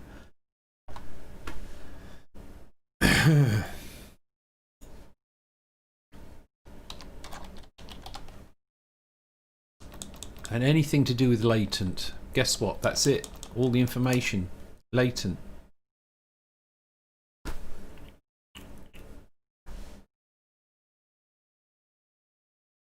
Right, so we'll look in here for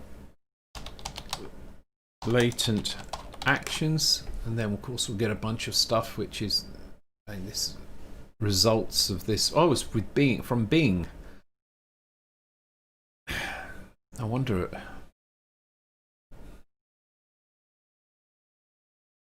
Stop animations and latent actions, cancel. Right, latent actions, return values. I mean, I might break Bing if I try to search for 4 words.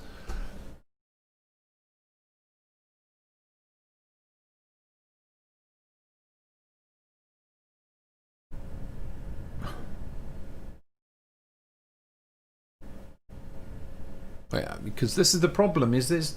I'm so tired of search engines that have no... You know, what was supposed to happen to the... Do you remember Web 2.0? Web 2.0. It had this dream, the semantic web. What happened to it? I want to know what happened to the semantic web. Because semantically it's pretty damn obvious what I'm looking for. But you end up adding extra terms and then you start getting a bunch of stuff which is not relevant. This is not helping me.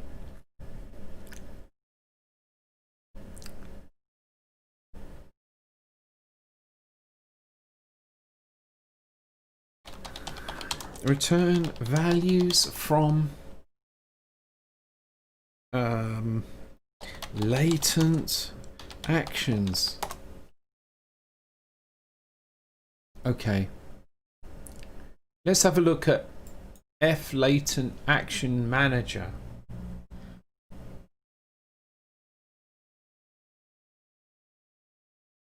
I've seen 3 verbs. Oh, it's so great when you find verbs. Not so great when the verb is get.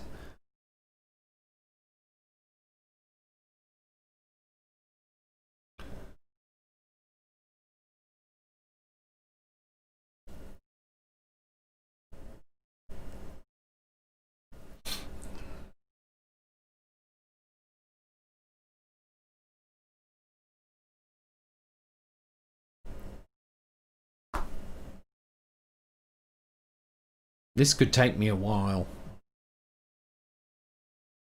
I suppose I could look at the source code.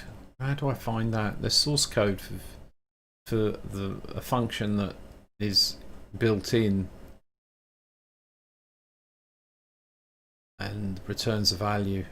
The problem with that is then you end up having to wade through tons of code trying to find the little bit that you're looking for.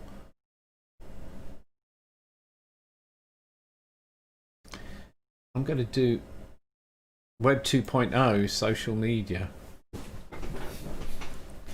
Well, let's try it out. I'm on social media now. Can somebody tell me the answer to this problem? How do I return a value from a latent action? Go. Oh, don't all rush. One at a time, please. You can try it. Try that one. Post that on Facebook. See if I get any results.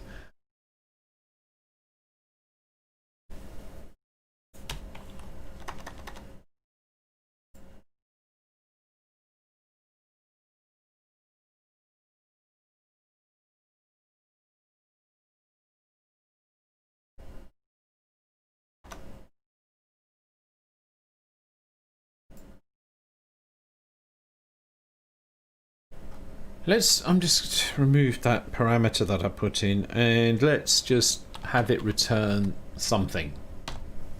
I'm going to do a little experiment which might help.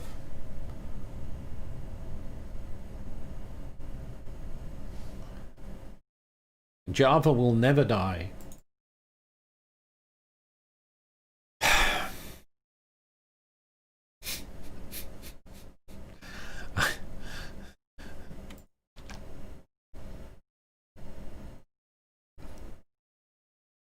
Oh, still here as well.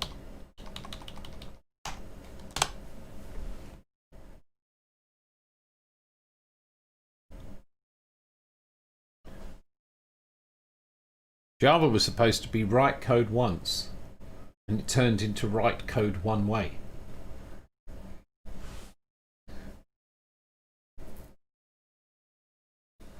I don't know if that's funny or not, but I said it.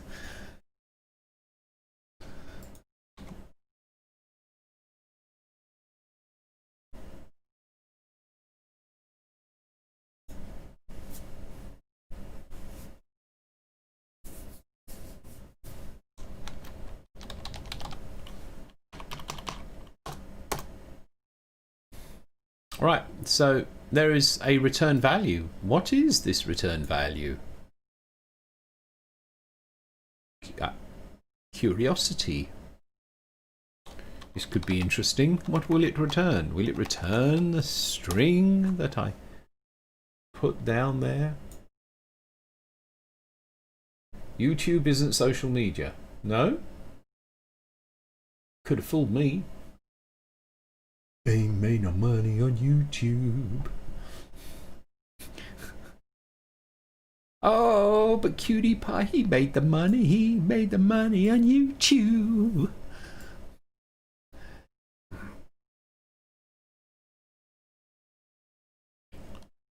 Oh, Cutie Pie. All right. So I'm doing that.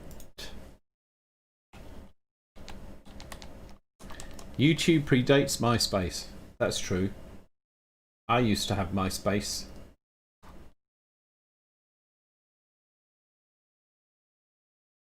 So that's interesting. It did actually return the value somehow.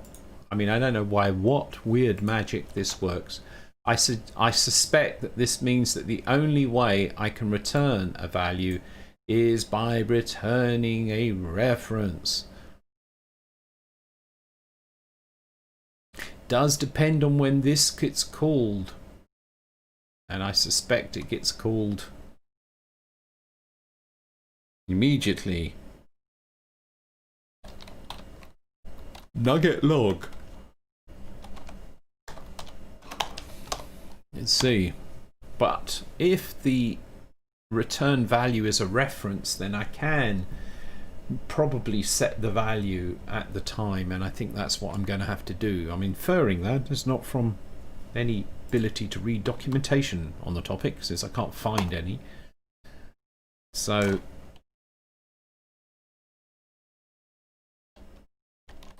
oh,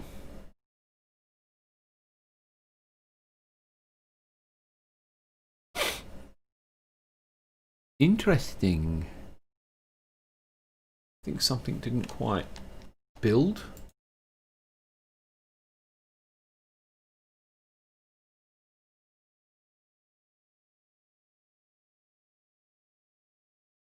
Try to double click a wire. It should allow you to tidy up the... Really? Why did I never try double clicking a wire?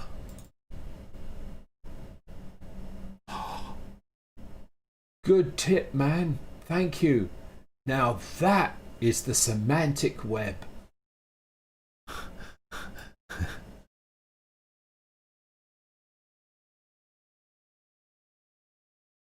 I want to move it, please. Can I move it? I'm stuck in an infinite loop where I can't get this to do what I want it. Oh. Okay, I can... You have to right click on it to get that box thing going, and then you can do it.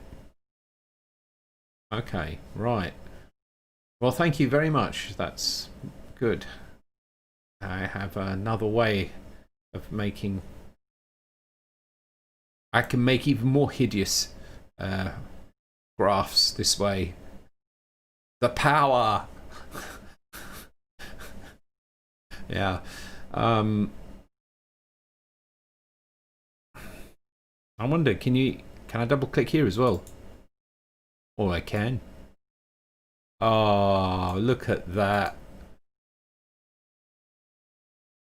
It's only a little bit ugly.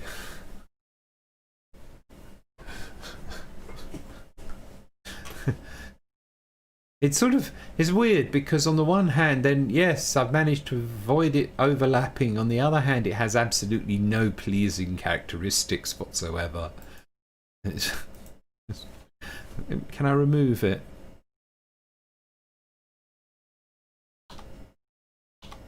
No. It doesn't seem to want me to remove it. It's like, there must be a way of... Oh. Hello, Dino. Yeah. Okay, Hal's picking up that I was having one of my I can't stand this user interface moments. Okay, that's fine. We'll leave it at that. Let me try running. Look, I'm going to do this test. I'm going to make a connection. Okay, it didn't compile or it hadn't hot reloaded. But as you can see, that before... Well, wait a minute. Wait. Hold your horses. Wait, socket string returned immediately. So this is not really a valid test at all. I need it to return after a delay. So I tell you what we'll do. We will call socket get string. We will call this to get inside here to get the string and just not do anything with it yet because I'm still figuring out where to put it. So if I go and do socket get string bool received, I need to set up a bool for received like so, default value false, so it will be set, but whatever. And then in here we can get that, and then I'm going to do an f string str equals get socket get string received, right? And then if received, oh dear, received, then we terminate. So this will wait until the string is received, I hope, but then I need to figure out how to hook up the return value. So I just want to see, oh, double click again, good idea, I will try that. Bool should be preceded by what?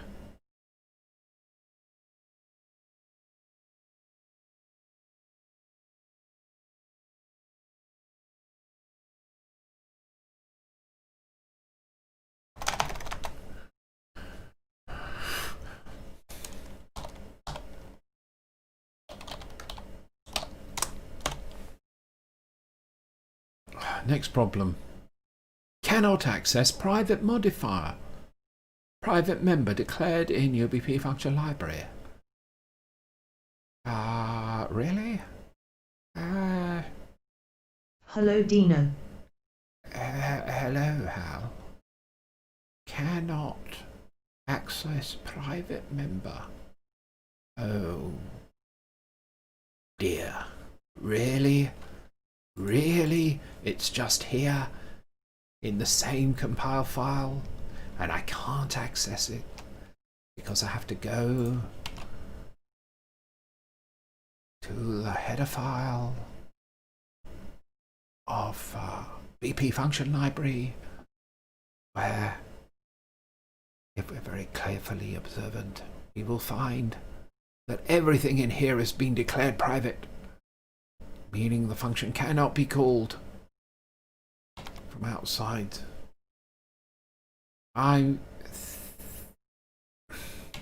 Why? Why? I can't help it. Sorry. It's all public. Thank you. Rebuild this. Alt click. Oh, let's give that a go.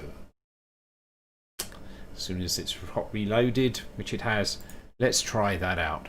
We can do Alt click. It removed the whole thing. Bad face. Alt click. Which click? Alt right click. Alt left click on the thing when it's highlighted in gold. Right click when the thing's highlighted in gold. Double click when the thing's highlighted in gold. Double click when the thing's highlighted in gold. The context menu is not visible. Clicking away and trying again. A double click on the node when it's just on. Yeah, left double click. No, that didn't work. Right double click. Select all output, jump, socket, straighten connection. What is straighten the connection? I didn't notice that before. We could try it. Let's see. Oh, that's so hideous. Straighten the connection. So hideous. Dear me. Oh, we could click on it. You know, I consider myself to be a UI designer, you know, as a user interface designer. It's part of being a game designer. I mean, you know, all those UIs I did for the football management game, you know? So the problem is that it's like silver paper, you know, the old expression, chalk on a blackboard or silver paper on fillings.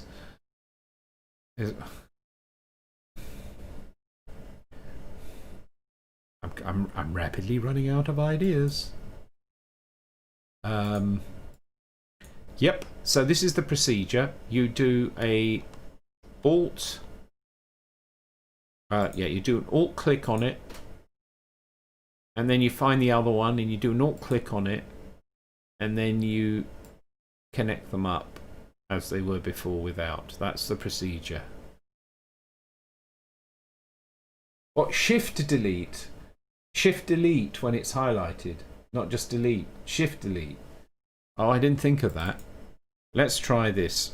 Shift delete. I really like this collaborative thing here. This semantic web thing we have got going here. It's really good.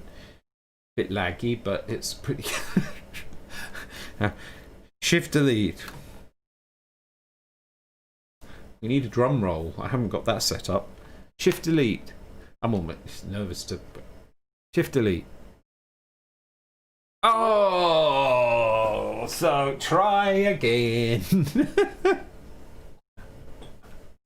Shift delete. It was a good idea, man. It was a good idea. Good try. Good try. When it's highlighted, and it is highlighted here, we'll just do shift delete. Actually, it does nothing. When the context menu is up, so strictly speaking, it should be when it's highlighted, but there's no context menu. Highlighted, no context menu, which is shift delete. And yes, just deletes the whole thing. So what was the point of the shift? You must have read this somewhere. Let's just try delete without the shift. Nope, just disappears. Let's try. Sorry, this has been a bit of a distraction, but I'm sure it's worth it in the end, at least for the entertainment value. Maybe. I can't imagine. Backspace? Or it just goes away. All right, then we're not done yet. We can try something else. Okay, we're on here. I have to, let's see, do a right click on it and then do a left click off of the pop-up menu, so that now I've just got that nice little highlight there, and then I'm going to do shift backspace. Shift backspace. At least we get something different. Shift backspace does nothing. I find that kind of comforting. We could try a right shift delete. No, that just makes the thing disappear.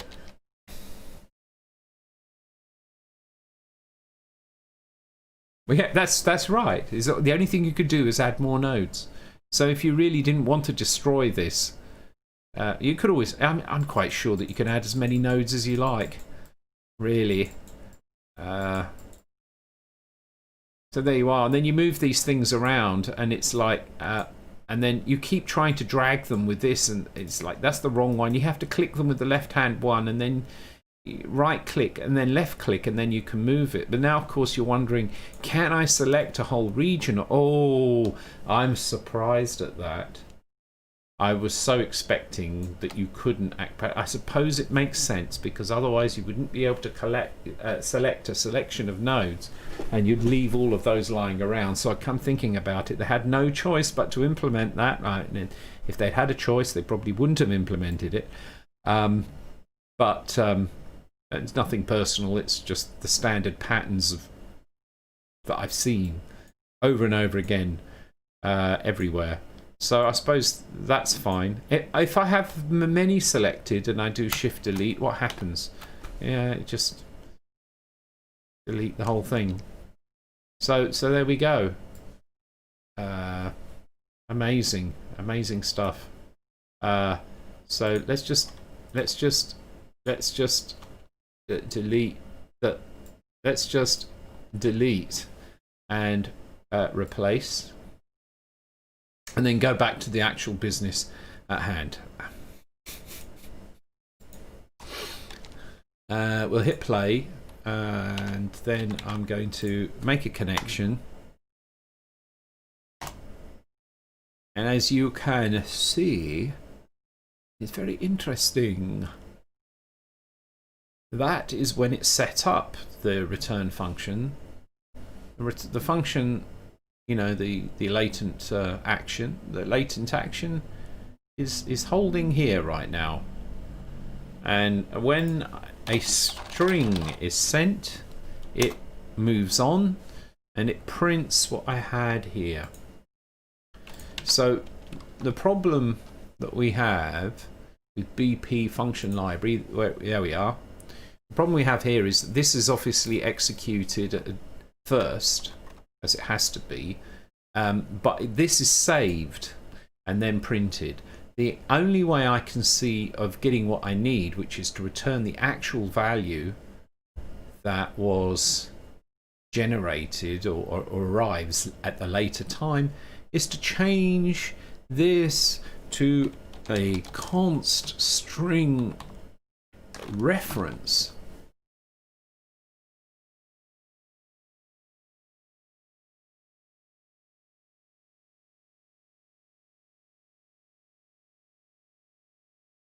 Thinking, really? I need to return a reference. I need to return the reference that was created here.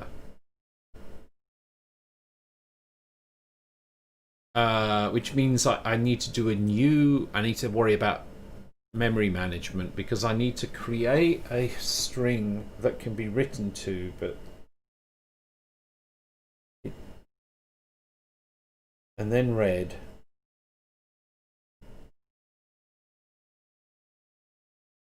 And then where does it get cleaned up?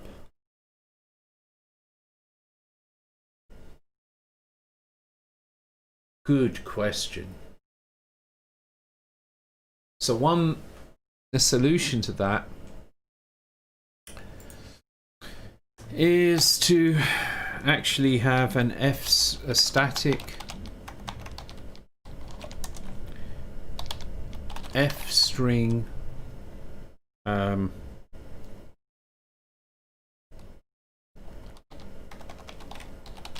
received string. Eventually I might put these into a class. This isn't production code yet, so I will do that for now and then worry about the... I'll be in a better position to pick a good architecture when I'm done with this, because then I will have the template of what I want to do clear, and then I will do a refactoring to, you know, the reason why I'd want to be able to have multiples of these is because I'd need to be able to handle, or I'd want to be able to handle multiple connections. Right now I can only have one connection at a time in the whole project. So I'm not going to worry too much about it, but this is a sound process, I think. As long as you, yes, as long as you read the string before you've terminated the connection. When you terminate the connection or close the socket, whatever, potentially this instance, when it will be an instance, would disappear, and when it disappears and you try to read the data in the string, you would crash. But I think that's sound enough for now. So what we'll actually do, it's cheap and cheerful approach here, is return the receive string. But it follows my philosophy, which is what's the smallest changes that you can make that are testable as you progress along. If I was to just say, okay, this is no good, I'm going to refactor it now, then that's a big change before I can test again. And so I argue that therefore strategically it's okay to continue with this, you know, and that's the pragmatic pragmatic way of approaching good quality code, is that you don't have to write good quality code immediately. You can start with poorer quality code and then you upgrade the code as you understand better what you want to do with the code. I think it just makes sense to do that. Unfortunately, it means that if people are looking over your shoulder and they look at it and this type of thing really annoys me, is when people go and they say, why are you doing that way? You know, and it's like, oh, I'd never do that. And it's like, well, that's like complaining to a painter who's in the middle of a painting, you know, that their brush strokes are a bit rough, aren't they? When they're just sort of laying out the pattern or the background on the canvas, you know, and say, look, I know what I'm doing. It's all part of a plan, you know. Yes, I can tell you, I can do nice fine brush strokes as well, but right now I'm just getting the mood together, okay? You know? Blooming backseat drivers. It's the latent functionality of it.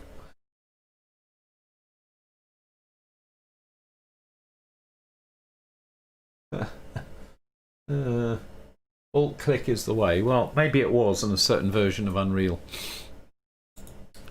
So yeah, so I know exactly the pitfalls of what I'm doing here, but for right now it's the smallest change that I can test. So the F string, what will happen here is this will return a reference to where the string will be put when it is received.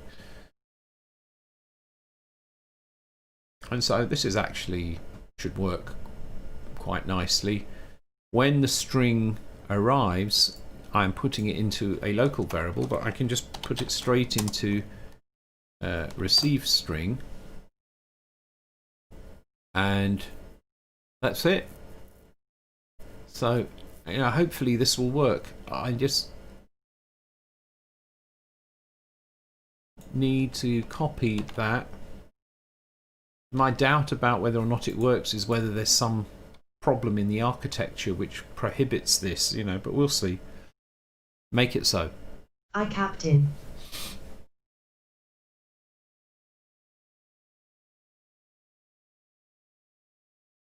Success.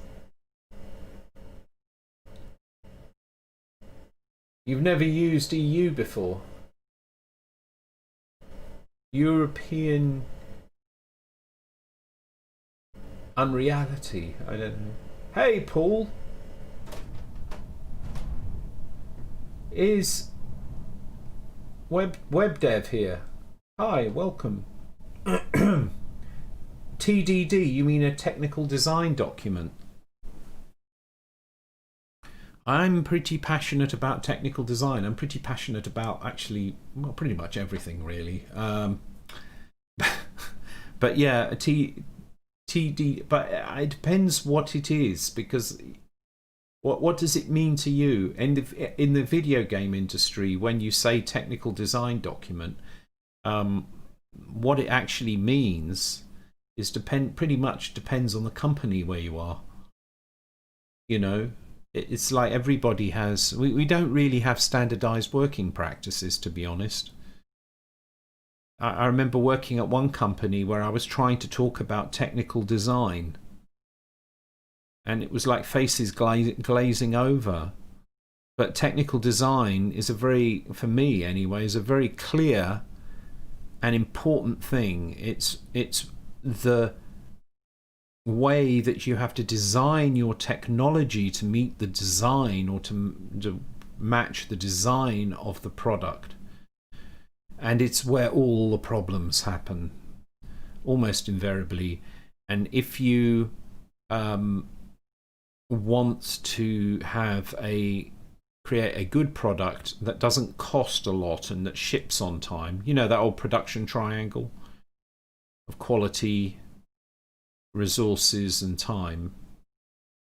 But good technical design can, working together with good design, whatever the product design, user interface design, game design, whatever, if you get those two aspects working well, it is actually possible to have all three. It is actually possible to create something of high quality that is made with a few people in a very short period of time. Now, that's not true if you lock the scope. This is very important to understand. If you lock the scope, no, that's not going to be possible. If you lock the design ahead of time, it's not going to be possible. If the design is just presented to the tech team as a fait accompli, and the tech team don't get the opportunity to negotiate on the design, it will not be possible. But if you can get design and tech to dance together well, where the overall specification of the thing you are making is an entertainment product, it really helps with that. Because the goal is a very clear one. It's to entertain. There's a big brief available.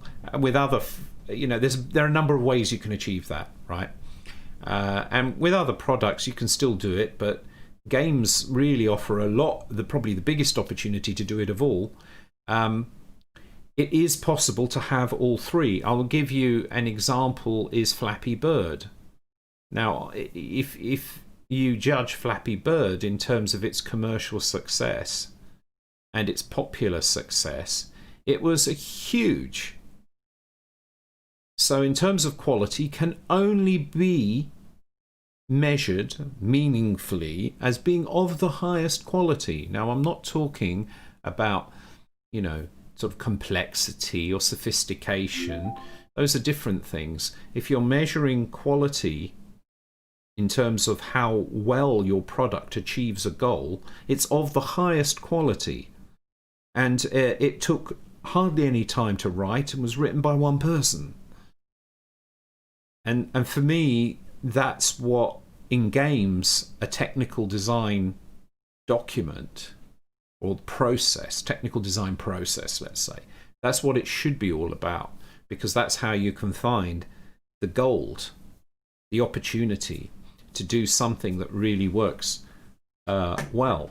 And that involves a negotiation between tech and design, where you figure out that a particular feature that you want is seems like a good idea to the designer, but it turns out that it's incredibly difficult to implement. And when you have that discussion, eventually you can find a point where you say, but look, if we just reframe this a little bit like so, and give it a little twist, and suddenly things fall into place.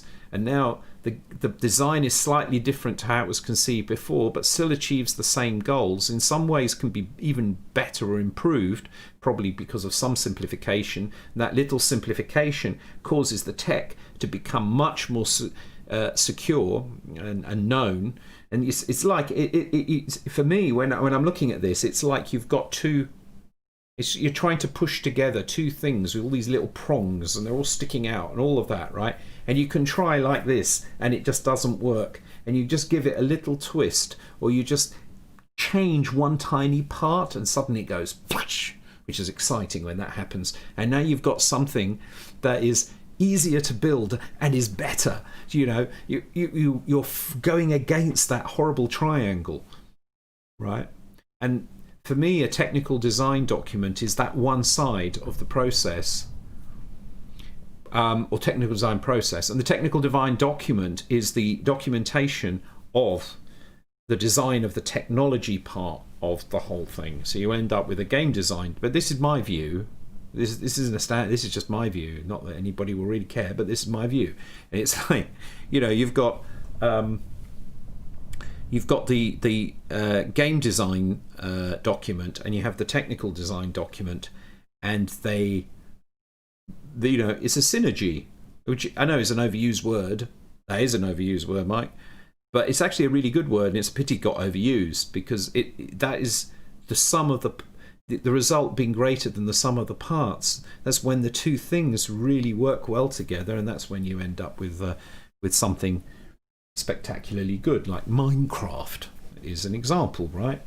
It's a great example, many examples of this kind of thing. So in practice, technical design documents are really just where the technical, you know, you get the architecture, you've got how you're going to structure not just the code, but also any assets that you use and so on, and you cover the risks. And I think they're common. I mean, certainly were like 20 years ago. There were technical design documents at the 3DO company like 20 years ago. I don't know how prolific they are these days. Probably, yeah, they're probably all there. They might be called something else. There's usually something like this going on.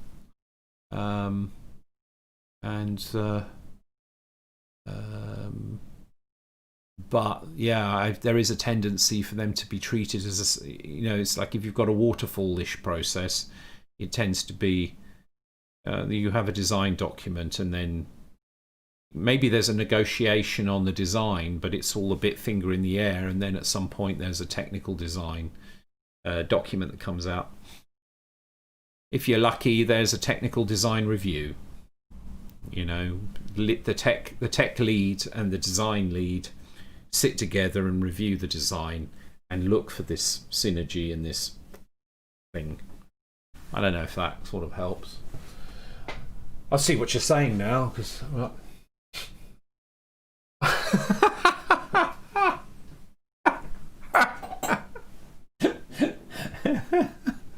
and after all that, he meant test-driven development. Yeah. I forgot about that. Yeah, test-driven development. I could talk about that too, and I will. Let me just read where you would write a failing automated test before you write the implementation code.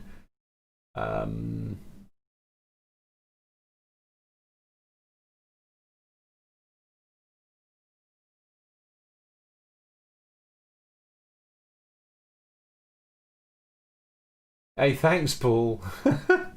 I'll answer your question now.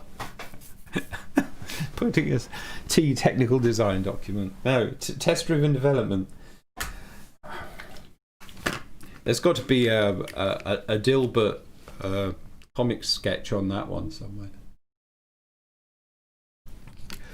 I've never really seen text. No, it's not true that I've never. Test-driven development. I did it at 3DO 20 years ago, working on Army Men Sarge's Heroes on the N64.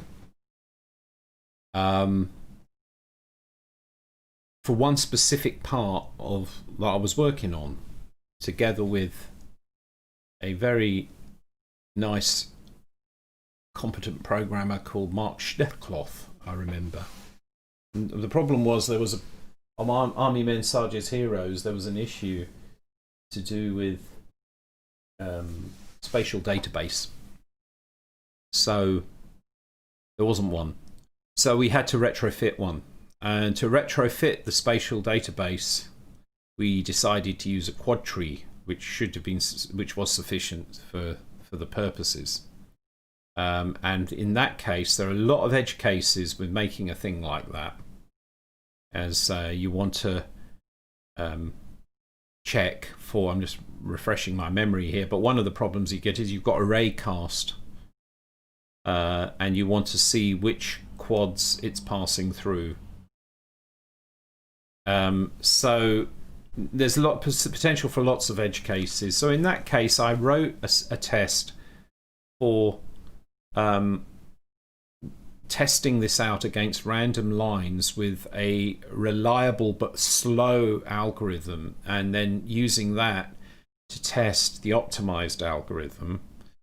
And that kind of thing I have done on other occasions as well. And so sometimes it's totally appropriate. However, the idea of writing the test first and then writing the implementation is, I've found, for most of game development, is not so relevant. Because if you're going to do test-driven development properly, it doesn't mean that you don't have automated tests. It doesn't mean that you don't have unit tests. The question is, if you say test-driven development, is that you write the tests first. And the problem there is that when you start getting into the higher levels of the combinations of different lower level components, you've got a kind of chicken and egg situation, that in order to write the tests, you need to have the thing that you're testing. It's kind of, the test has no meaning. Or, in order to do the test, you have to, in effect, write the thing that you're testing in order to do the test. I'll give you an example of that. Would be with the one I just gave you. It's like, you know, I could to write the test required that I actually write a solution to the problem, but that this solution was slow. How did I test the test? How did I make sure that the test itself was reliable? Right? I can't remember how I did that now, but it was probably something really slow, or it might have been some other library that I was using. I can't remember, but you get that problem that, you know, it's like very often the test is as big or a bigger problem than writing the actual thing. So what's the value of writing the test first? You might as well write the thing first and then figure out how to actually test it. You know, I tend to do that. I'm not really a believer in test-driven development, except sometimes when you've got, I mean, basically any kind of collision detection thing is usually a good candidate for it. Maybe mathematical functions, if you're optimizing, it's entirely appropriate. If you wanted to write, you know, your own optimized fast square root function, let's say you wanted to do that, not really relevant these days, but if you were doing that, it would be perfectly reasonable to write the test framework that you know, gives you square roots using the standard libraries, and then you've got your version, and you run the two and compare them and see if they're within tolerance. But yeah, it doesn't really get much. There are automated tests, yes, but they're not. I don't think they're usually written first. I'll give you another example. Is you want to test a UI. So one of the things you could do for a test on a UI is just randomly click everywhere on the screen. You know, you could argue you could write that first, but it's pretty trivial, and you're probably actually going to use some that exist, frameworks that do this for you. So again, if you're going to do something more sophisticated, how do you test? How do you create a test for a UI flow before you have the UI flow to test? It just boggles the mind. The other final point about it is that probably the biggest challenges in video game development, actually shipping, I found anyway, is usually integration. So there are two kinds of defects that you get. There's the defect in the particular feature that was created, so that the feature is not to spec. But the really nasty ones are the ones where even when all the features are to spec, the combination of those all properly functioning according to their specs elements mixed together creates an unexpected outcome. So even if you have perfect delivery, flawless delivery of features in a video game, you will still end up with bugs, and those bugs can be very difficult to deal with as well, especially if you've got a lot of stuff being squished together very quickly. So that comes another question about how to manage that. So that's the integration strategy, and so generally a good integration strategy is to control the flow, the rate at which you mix together the features so that you can keep track of when something goes wrong. But I hope that kind of helps.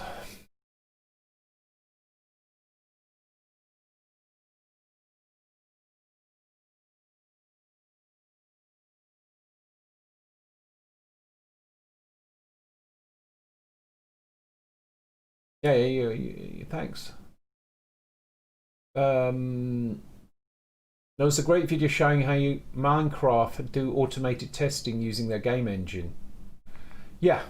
There is a lot of, I mean, don't get me wrong, there's a lot of automated testing these days, and it's kind of essential, especially when you're shipping on multiple platforms, because you want to, you know, there's another variable that you have to worry about. But that is very different from test-driven development, which if you're using the strict definition of it, there you write the test first and then you write the code. I imagine that there are certain fields where that is entirely appropriate.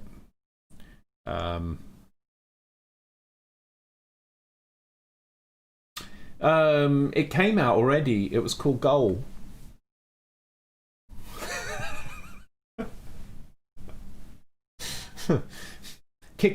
Goal was what Kickoff 3 was going to be before I was forced to. There you are. It's all been done already. That's great. I mean, Goal was going to be Kickoff 3, but Anil Gupta of Anko crossed a line with me when when I was upset because Sensible Soccer were talking to my publisher Anko, and I said to Anil,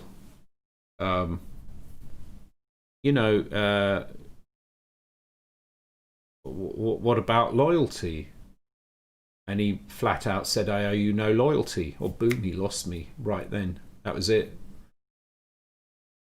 Just like there was a way, if he had been looking for a way to get me to run off, he'd found it. That was it. It's like, oh, I don't owe you any loyalty.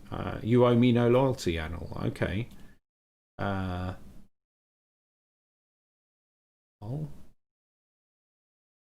That's pretty tough pill to swallow.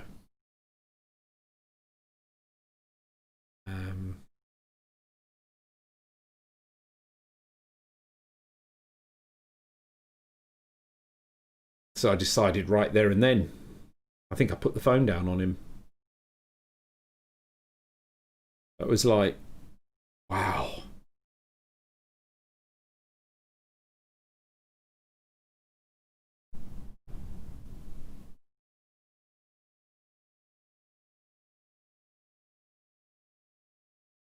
I decided then to find something else.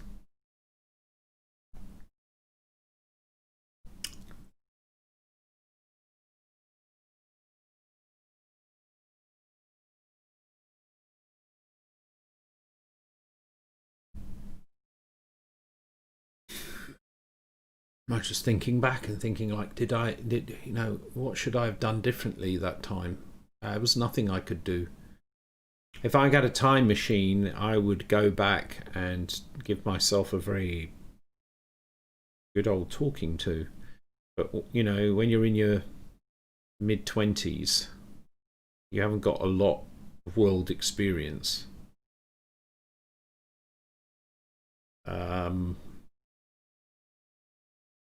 It's difficult to make good calls.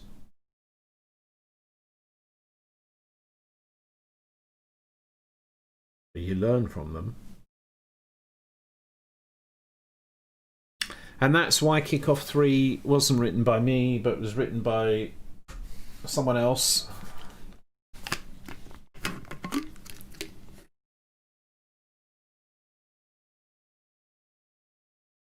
I went to Virgin. The game was called Goal. Kind of made sense to me because it's like kickoff, goal. And in the end, football's all about scoring goals.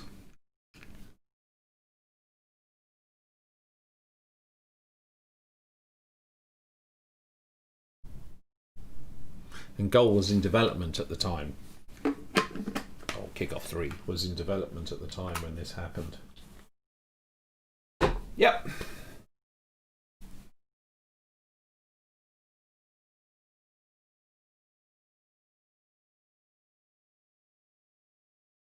Oh, thank you.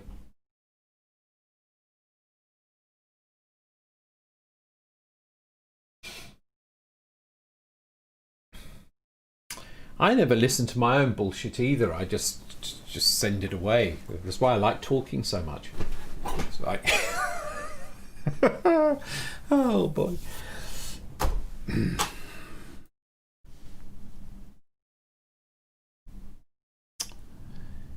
So anyway, where was I before that? Or I went down memory lane.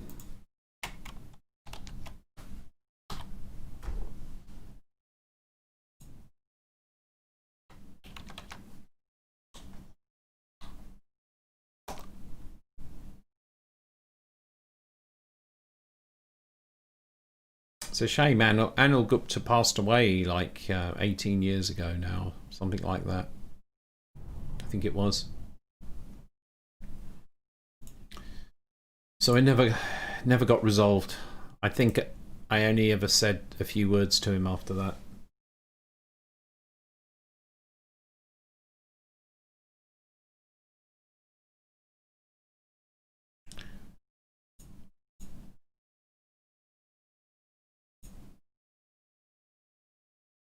So, slightly distracted. Let's get the thing up here.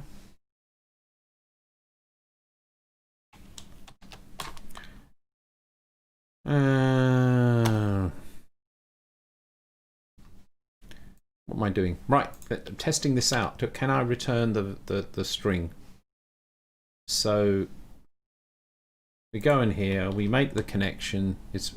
Right, there's the connection. I type in my string, I hit enter.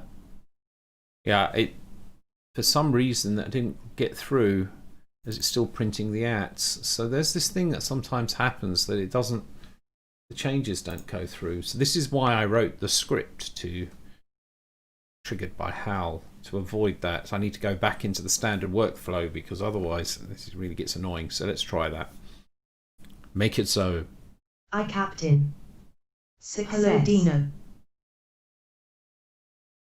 And the play worked that time. I think it's just a timing issue on that. Right. So now when I go into the chat thing here and I connect and then I say hello, it's still printing the @ symbols. This I find really annoying. Oh, wait, I've changed the yeah, this is tricky. I changed the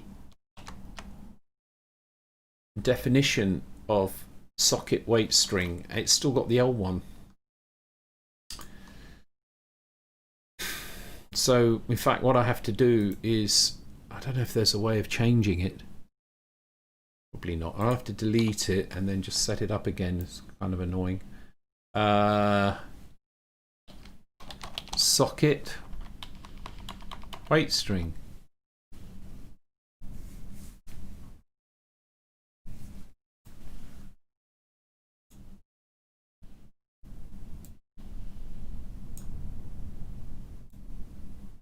Like so. So what should happen is he should wait for a string. When the string arrives, it should print it because I'm using a latent thing. We'll try it. Save that first.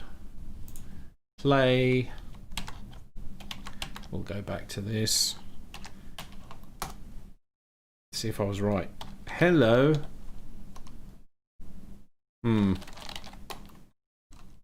It's only set up right now to do that once. What I'll have to do is feed this back in a loop. I can now use, I can do that. That's nice. That's a nice use for that thing, is I can put the loop in. You can see the loop. So from print string, it'll go back to wait for the next string. Let's save that and try. And there we go. And hello. Oh, this time it came through. Why did it not come through before? Bit concerning. I actually don't like the fact that it didn't work before, but it worked this time. Maybe? Oh. It still says hello. Oh. There's a lag. That explains it. One.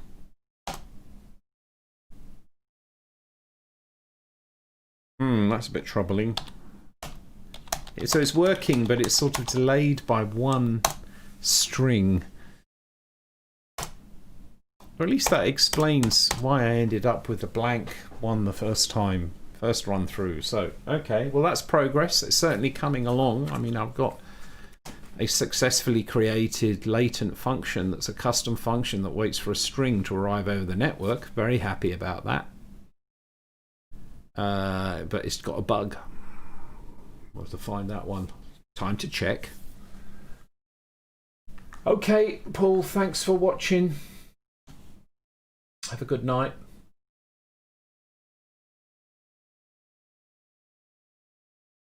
You don't strike me as a man with regrets.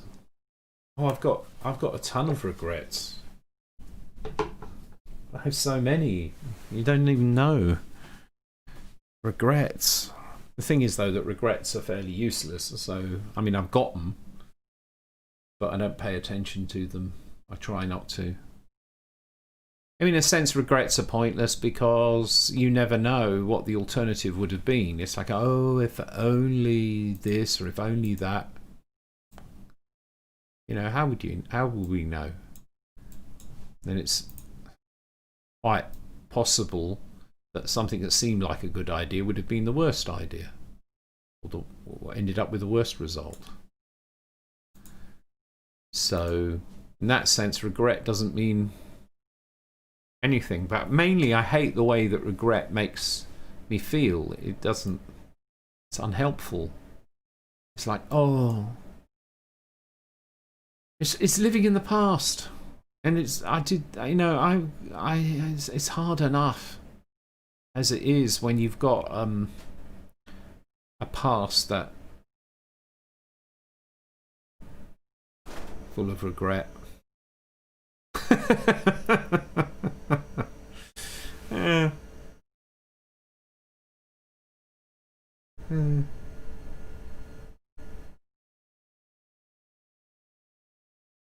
No, I've got plenty of regrets, but I try to bury them.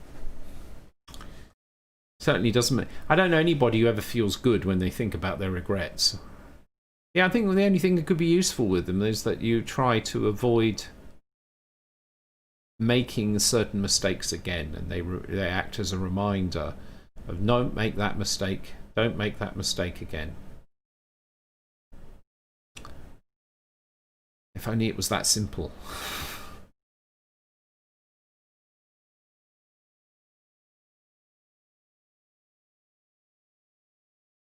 Yeah, Mark, believe it or not, I was actually, the first thought that I had was a similar one to that, though I didn't voice it.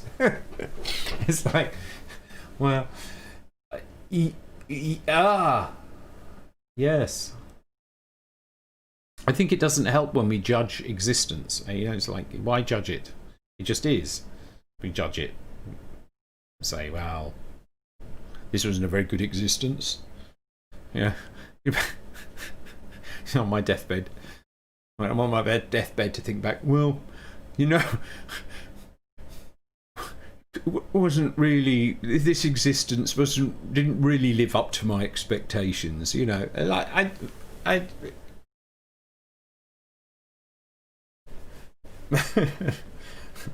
it just seems funny to me that really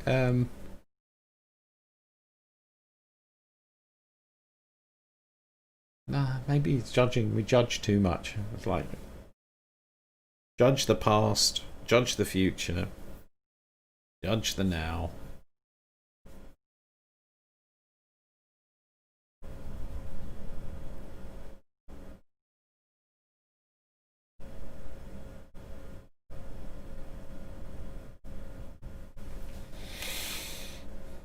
There is only the now.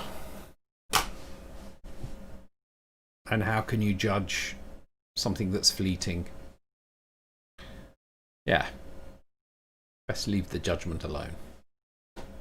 Why is this thing not... I have to think about this because... Oh, I know exactly why. I was afraid of this. It's already copied the result. Oh, this can't be done then. Oh, here we go. The problem is that the return value from this thing here, it is returned as a constant reference, but the thing that reads it is copying it. So it gets copied immediately upon the execution of this function, which creates the actual function that's the latent action. But it's too late. The value it will return has already been copied. So when the new value comes through, it's too late. It'll get printed next time, and so the result is it's always one line behind.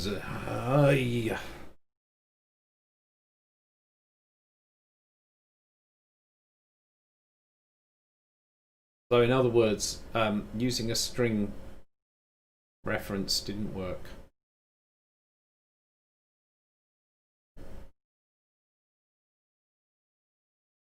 I might be able to use a string pointer, but we'll see if I'm allowed to use pointers.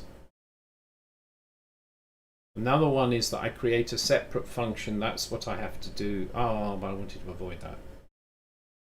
It was just nice. It'd be nice just to have a function that just says wait and give me it.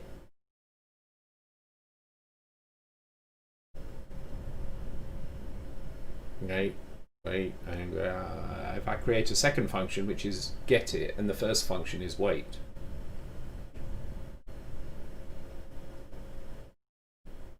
It's acceptable, I suppose. I could put it into a macro if I really want to pair them up. And this is an example of where the design of the API is influenced by the implementation underneath. I actually think I can't return a value. I'll give a go with a pointer.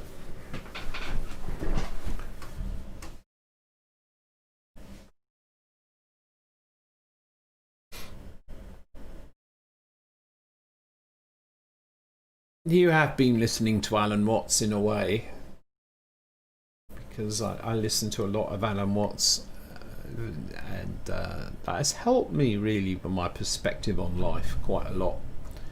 And a lot of the things I like to talk about are connected to the things that I've heard from Alan Watts. I bet you this doesn't work.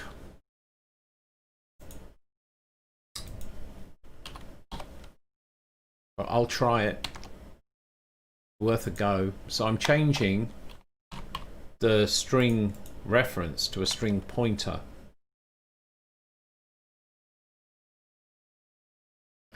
And I expect a major complaint from something.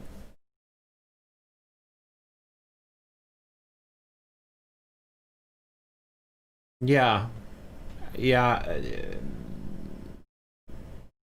He does that. It's really weird.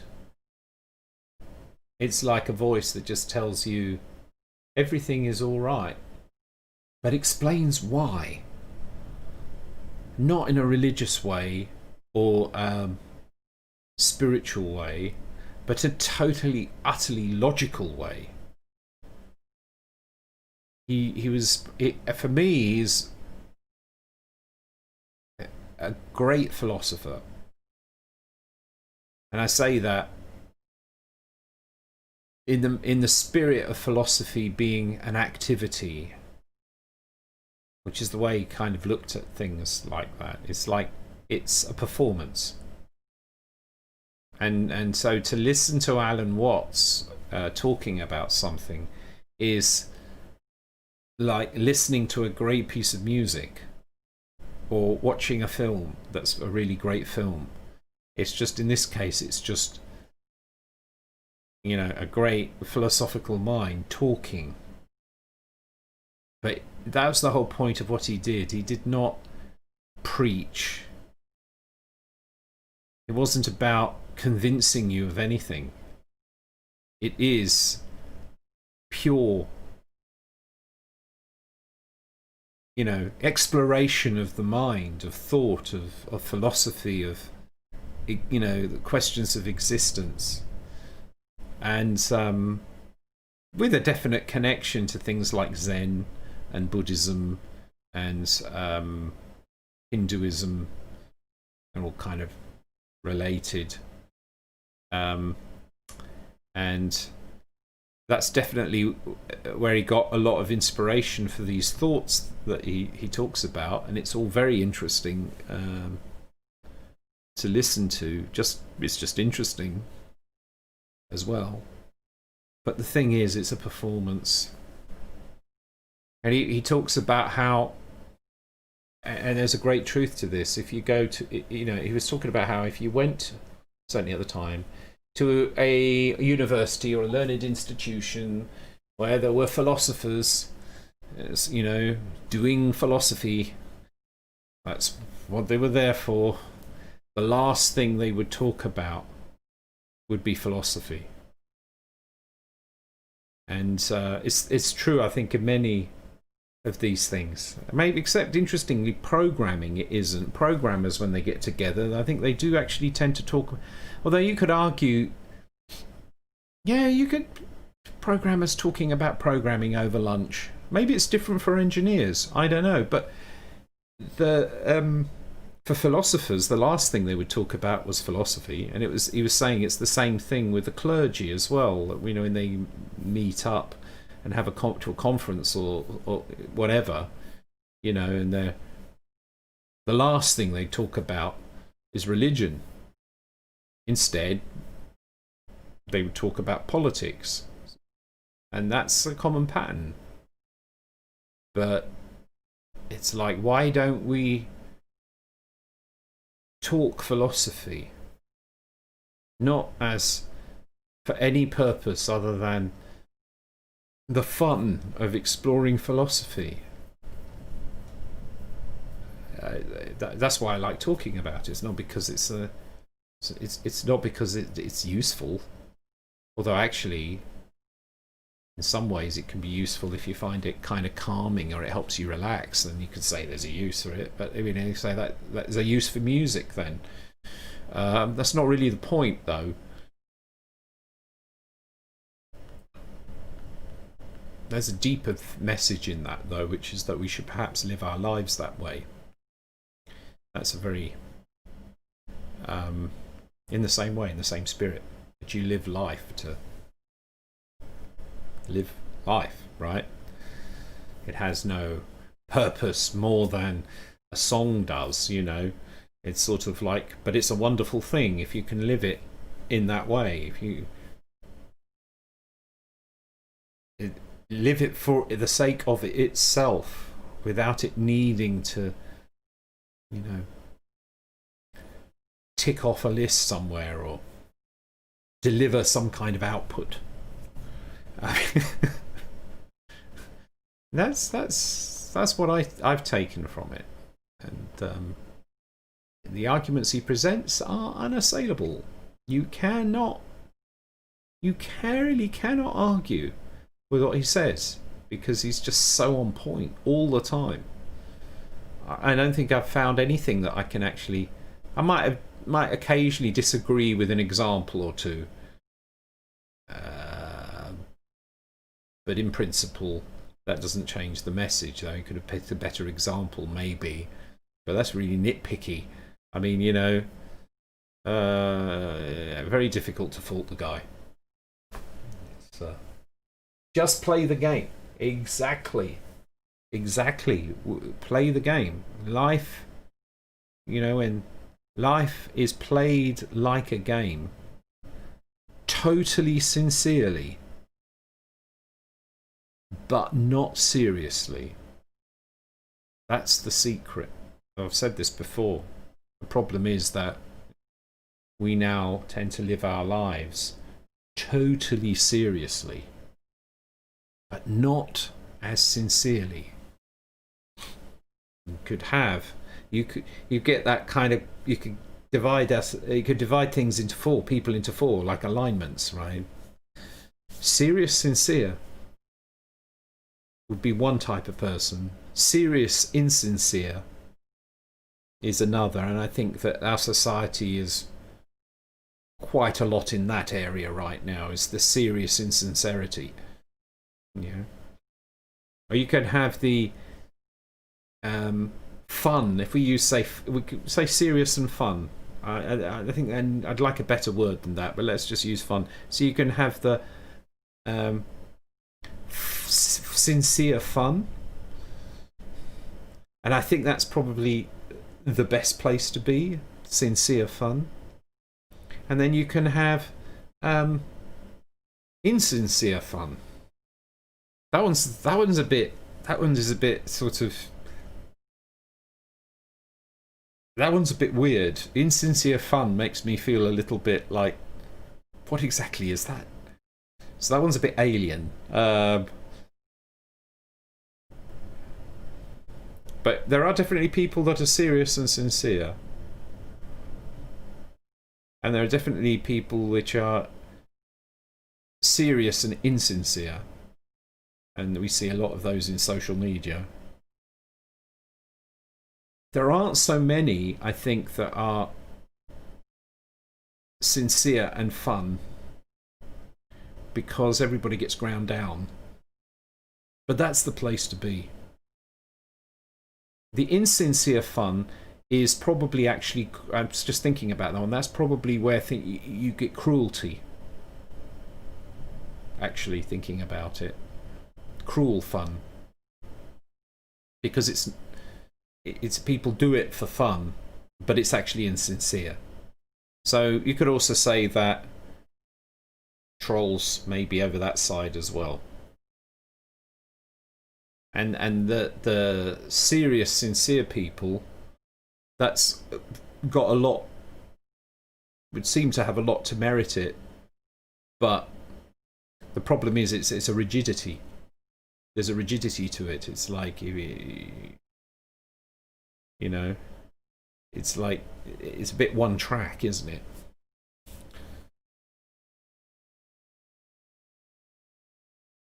Very interesting. I'll just check the chat now. Let's see, what's the latest? Latest is once I figure programming, I will immediately lose interest completely. Why is that? I've got a reassurance for you. It's impossible to figure out programming completely. So therefore you're unlikely to lose interest completely. I mean, I've been programming for over 40 years. I started when I was 12. So 43 years. Still doing it and still learning. You spend a lifetime learning it. You know, it's like, so that's one way of looking at it.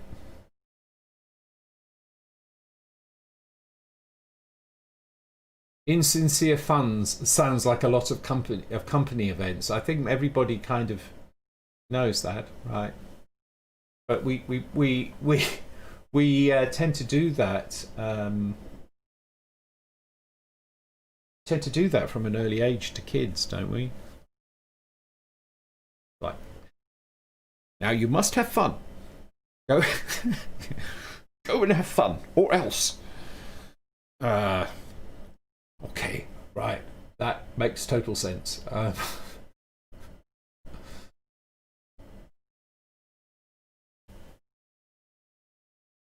hadn't said hi, Mark. Hi. What? This didn't work, by the way. To get back to the topic, this stream is supposed to be about programming. If I'm being serious, I have to tell myself to focus on the programming because it's a programming stream. Wow.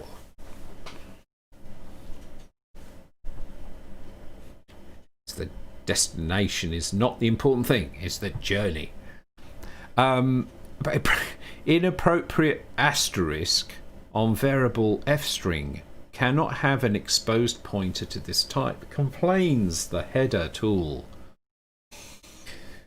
And I sigh. Yeah, it's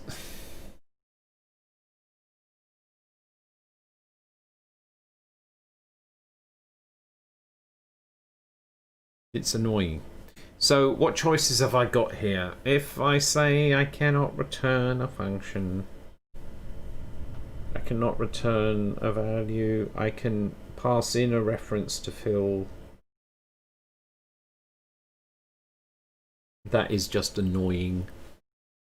Frankly, it is annoying. The best course of action is to not try and to return the value from a native, whatever, a latent function, but to provide a separate function to fetch the string. I will do that. This is the pragmatic, slightly sad approach, but it is overall better. It avoids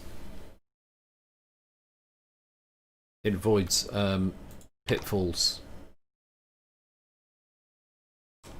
So I'm going to change this back to a void. That was a void, not a and I'm going to create another function here, which is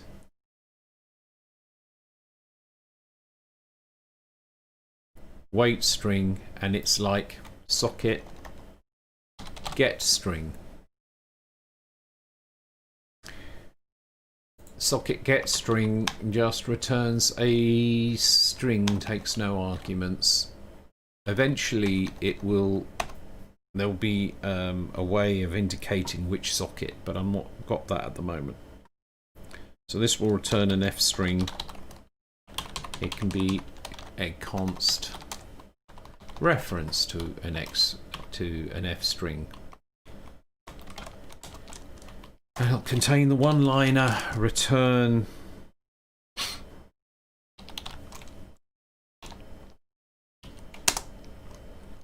whatever I called it. What was it? I've forgotten already. Oh, it is receive string. So why aren't you completing? Oh, because it's I before E, except after C. I'm going to receive string on there. And then I need to put this in the header file.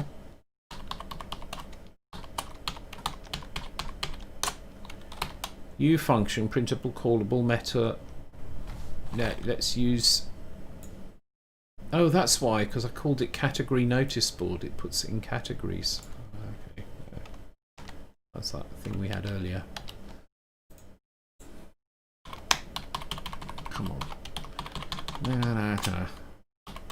Right. Blah blah blah blah blah blah blah blah blah blah blah blah blah blah blah blah blah blah blah. Let's build that.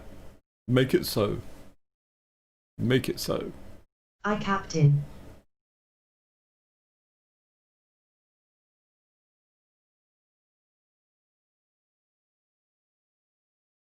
Compilation failure. Quiet tropical. You're giving away the formula. Like I used to watch Scooby-Doo as a kid. And I used to like watching Scooby-Doo until eventually I figured out that every single episode was exactly the same. This took a surprising amount of time, but eventually I figured out every single episode was exactly the same. When the formula is revealed, people stop watching. And, you know, the stakes are high here on this channel, so please don't give away the secret.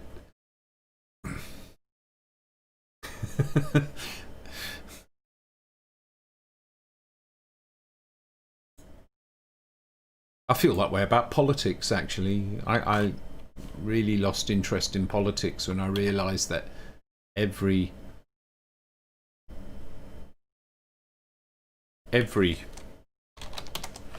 political thing was always the same as everyone that had come before, and that every episode of Question Time on the BBC was exactly the same as every other episode, and that every news programme was just could have been recycled bits of news programmes that we'd seen before. It's like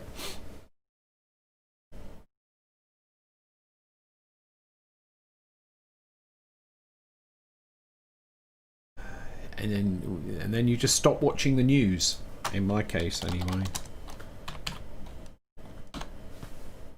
That took a bit longer than stopping watching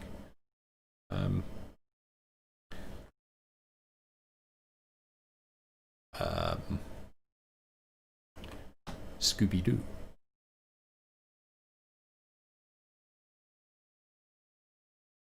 Static const. What are you complaining about?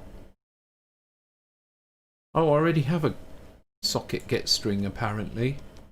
Oh, I do.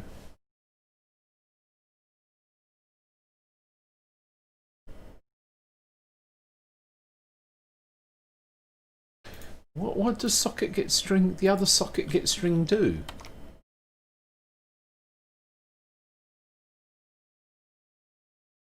Oh, right, yeah. That's the one that polls. I need to call it something else. Get received string. How's that? That should do it. Get received string.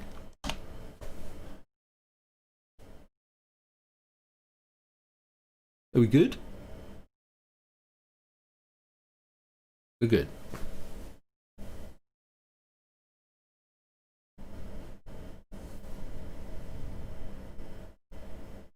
Yeah, I mean, it's like it just makes a joke. I agree with you entirely. Watching politicians answering questions by not answering actual question. Like, lost interest. You know, if a politician cannot answer a straight question, not interested. They might as well just, you know, not speak, as far as I'm concerned. Zero tolerance for that. It's like, why waste my time? Just don't waste it.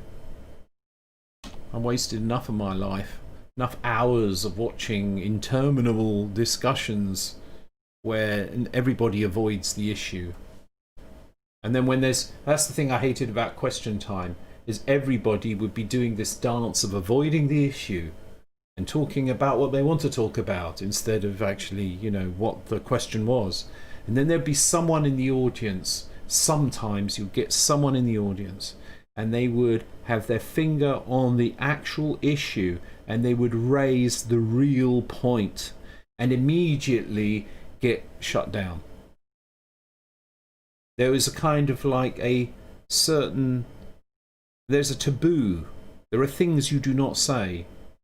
And if you're in the audience and you basically try to rip the mask off, you know, like a Scooby-Doo, you know, this is not allowed. It is not allowed. Because there will be, as soon as there's a question that cannot be talked about in a way that allows the politicians to avoid answering it, it will not be discussed. Keep your eye out for that. I'm presuming it still happens. I don't watch anymore. You know? Don't reveal the Scooby behind the Scooby behind Secret Do. The secret behind Scooby Doo. That's it. It was kind of comforting when you get to the bit where they pull the mask off and you find out who it was. But of course the thing is that there are only like 2 characters to choose from. So they actually did a very good job of kind of hypnotizing you as a kid so that you kind of not cotton on to this. They were geniuses at that. Sorry, am I spoiling it some more?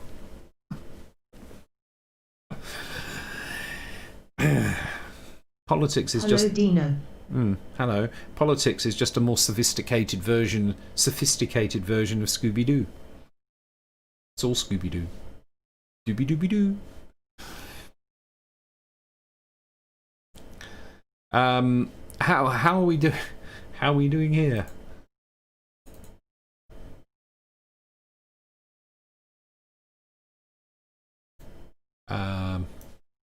So what would happen is that right, this is now changed. I need to get rid of that. So what will happen is once the connection is accepted, we can then do a socket wait string, which doesn't return anything, but it does wait until a string is available. And then what we can do is call socket get received string,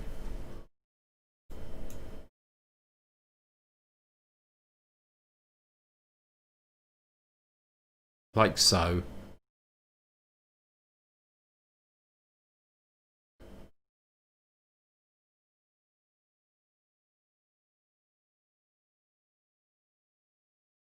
So you can do socket wait string socket get receive string, print the string, wait for a string, and this should fix the issue. So let's just save that and try it.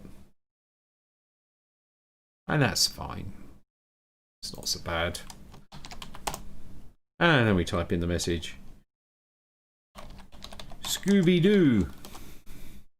And this is now working. So that's actually quite nice. It's taking longer than it should as usual because I spend so much time ranting. Could try a file. That'd be fun. What file could I try? About the source code. So let's take the source code of this file. It's 300 lines. I'm going to do an integrity check here. This will test to see if the buffering damages the content or not. So this is 300 lines of code, which is actually the source code to the blueprint function library. What I type here is coming on that window. So all I need to do is copy, and I'll use the middle button in here, and it should just go boom.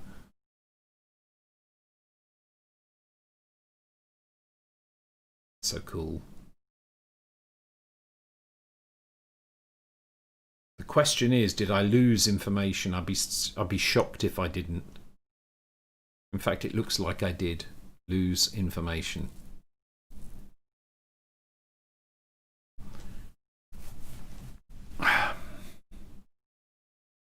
So there is a bug in the buffering code. This is not surprising to me because I did try very hard to get it right. It did actually run first time without crashing, but it wasn't really a full test. This is looking good so far.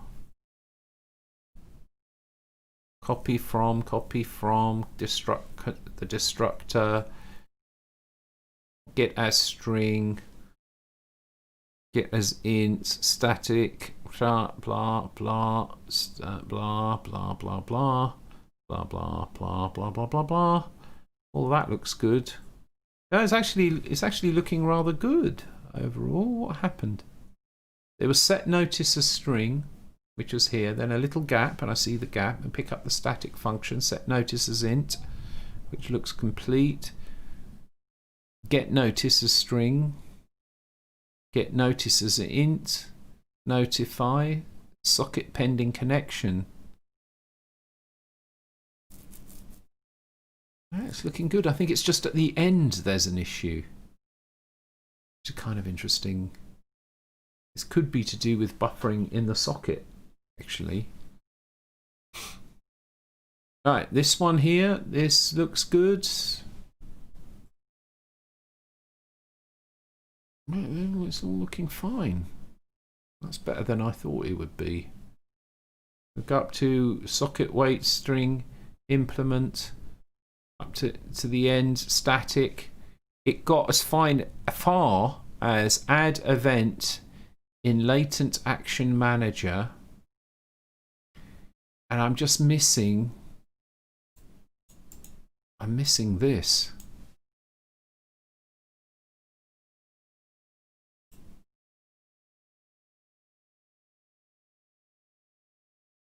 So it worked fine until the end.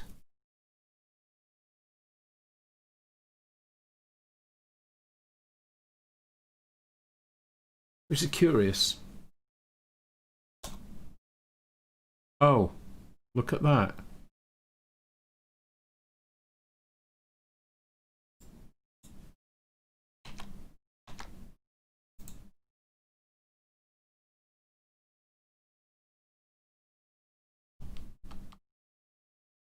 It's like there was a lag that was built up. It's still there, but I had to send more through.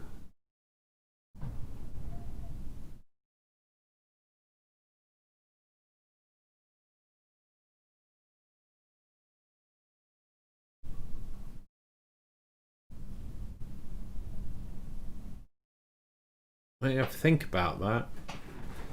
I think I might have a race condition.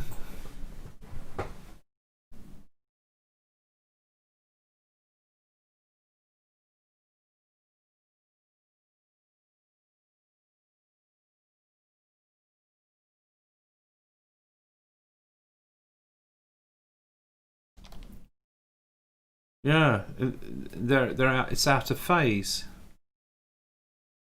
So what's really weird about that is there's only one variable that it's saved in. Oh, oh, cute.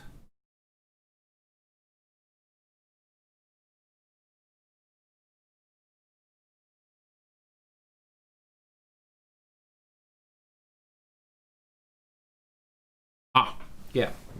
I know where the bug is. There is actually a bug.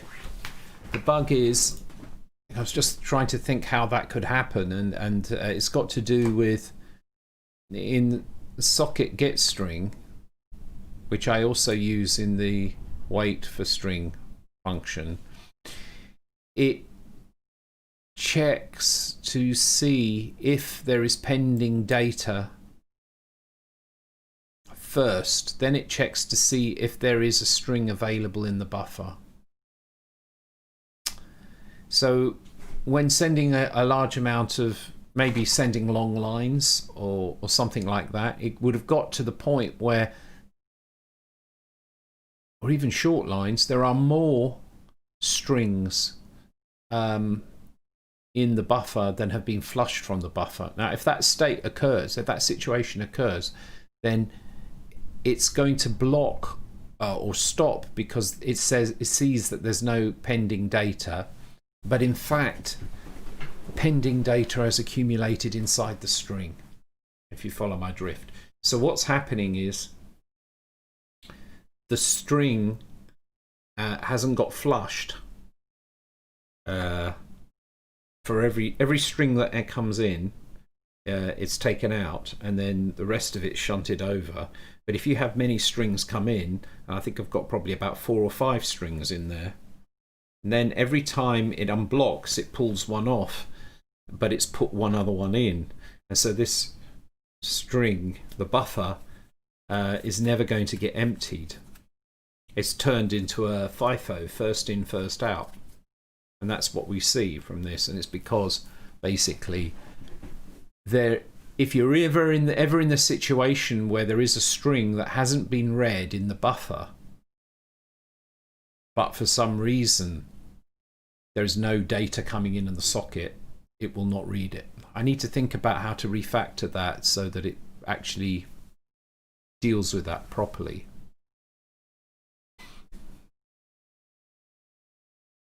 Yeah, at the moment, some inefficiencies. It always searches for the new line from the beginning of the buffer.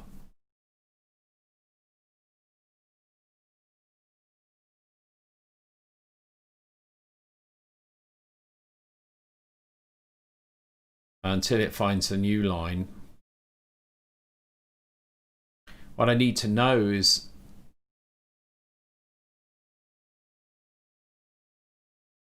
it needs to be if there's pending data or there's something in the buffer. So I need to know if there is a new line in the buffer.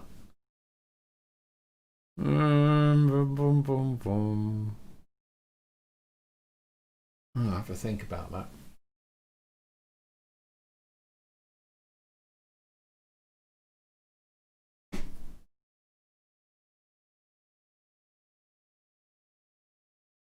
There is such a thing as programming. Oh, what message did you retract now? I'm kind of curious. I have to work out. I have to think about what the message was that I didn't see it. It wasn't that quick. I mean, it took me 43 years to figure that out.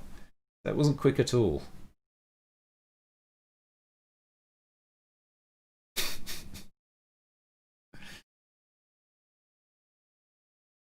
It's because the brain is thinking about the code all the time that I'm ranting.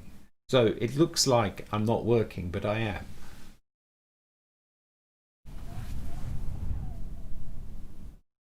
Oh, well, I'd have been happy to see it. It would have been interesting. No, my time isn't. You can't waste my time. I mean, time is an illusion, so how can you waste something that's even just not real?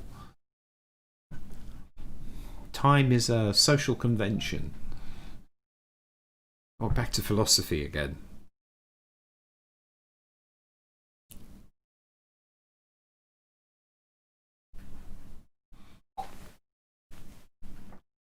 All right. So in order to figure out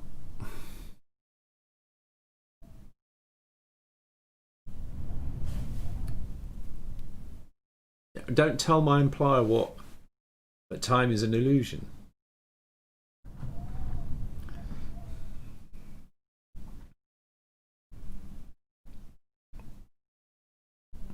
Do you know where the word illusion comes from? It's interesting. The lu in illusion comes from ludo, which origin was play.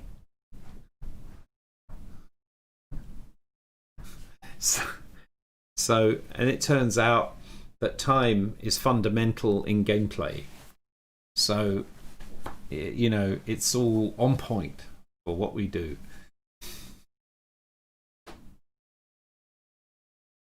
Yes, I did consider that. I was thinking it could be something to do with the buffering. But I kind of ruled that out. The thing here is that I'm trying to debug this. In trying to debug this, the problem is, how do I know that there already is something in the buffer? I only search. I can't output. Yeah, it's a bit chicken and egg, isn't it? How do I know? I would need to check to scan for. Do I need to do a memchar?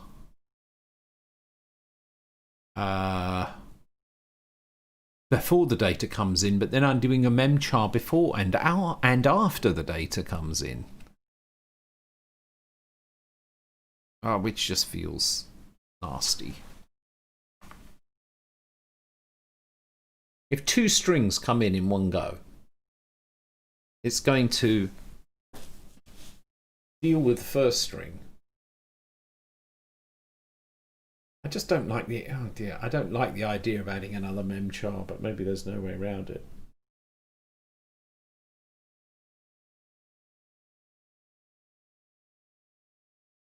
We just rewrite in C. Write in C. It is almost written in C.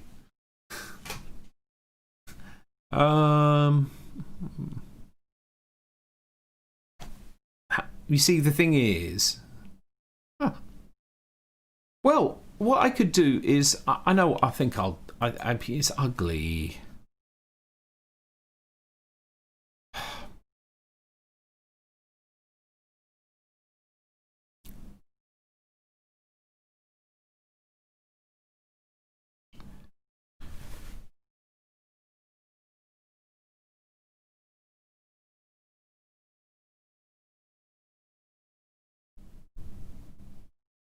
Okay, how about that? Should we do that?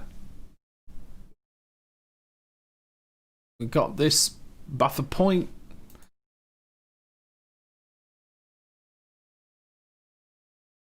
I need to. I do check to see if I find a pointer. If I find a pointer, I return.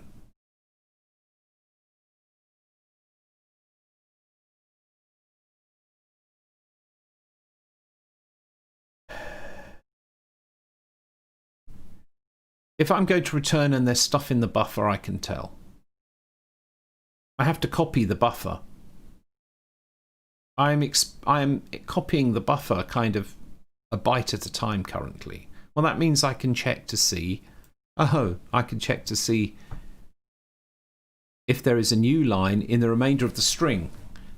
Ah, right. Well, with that, from my implementation I have now, that costs practically nothing. So I can actually do if star p is equal to \n. That means that there is another string. There is another string. Might be good if I could remember that there is another string. I can add up here a static bool. There is another string. Right. This is prototype code. There is another string. And so what I do is I set that equal to true.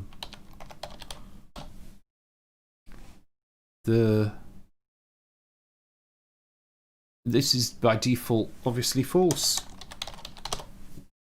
So that's it. That will check to see when I copy down the string, it will tell me if there is another string. And if there is another string, it will set there is another string to true, because there is another string.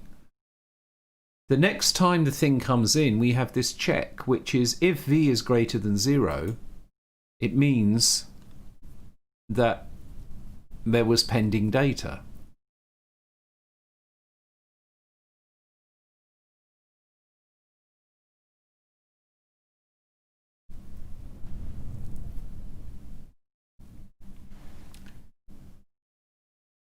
I don't think I want to try and read more data than exists because... Okay, so, all right, with the view that this is prototype code, I can do, because unfortunately, if I want to, I need to sort of refactor the flow of this if I really wanted to make it optimal, but it's fine. So if v is greater than 0, it means that there is pending data, or there is another string.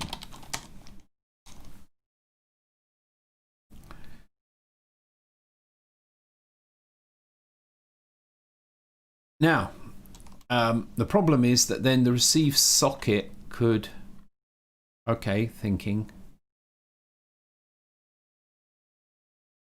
But if there is another string,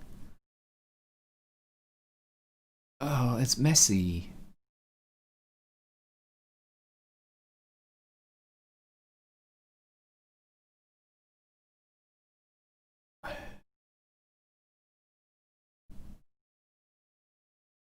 Hang on.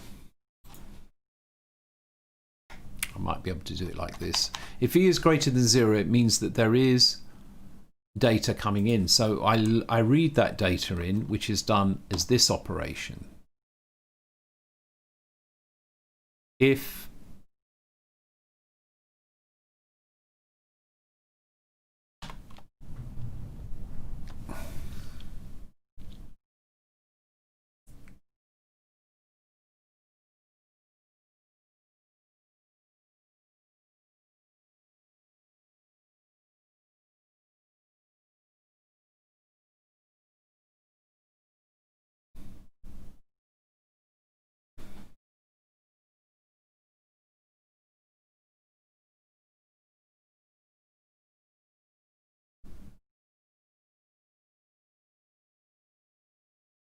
no, I don't need to do there is another string. It's not necessary.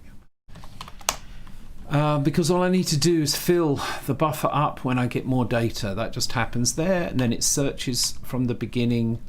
I just leave. Yeah, it's actually quite much easier than I thought.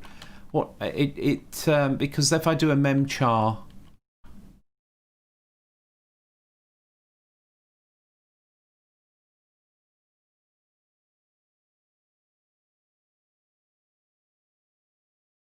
Oh. Hello, Dino. Shut up, Al.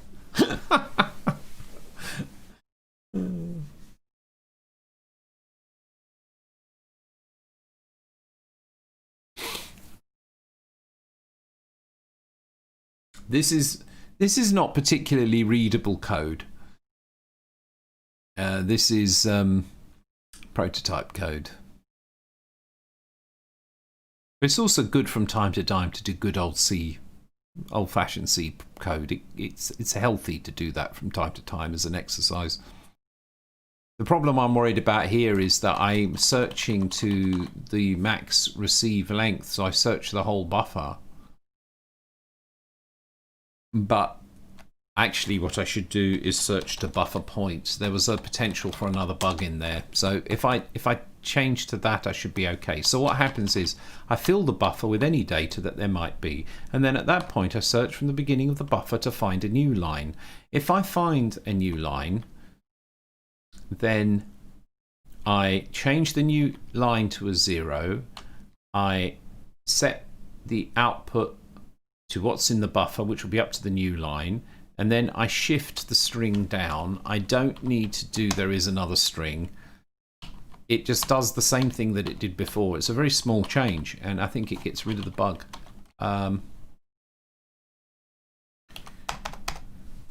So what will happen if you make a call to this and there is no data available is it simply won't try to do the receive, will not extend the length of the buffer, and will do the same thing again. It will check the buffer to buffer point. If the buffer is empty, buffer point is 0 and memchar will return null. So I don't see a problem there. If it does find a new line, it does. Right. So if you had a whole bunch of strings in one chunk, it's still going to scan through these gradually on each call. On each call, it will pull them through. One slight disadvantage from this approach is that the maximum rate at which it can pull strings through is 1 string per frame. But I suppose if you call this multiple times, you could say call this 10 times. So right now I'm calling it once a frame. That's good enough for now, for my purposes. I'll need to change that later, but for my tests now, I think that this should work. Let's try it. Okay, make it so. I captain. Success. Sometimes when you really don't know what to call something, you can just go verbose.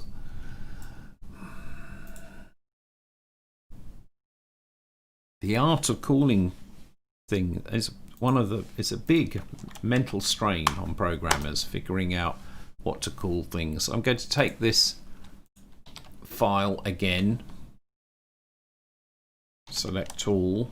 Select all is, no, that was Control A, which I mapped to Emacs style.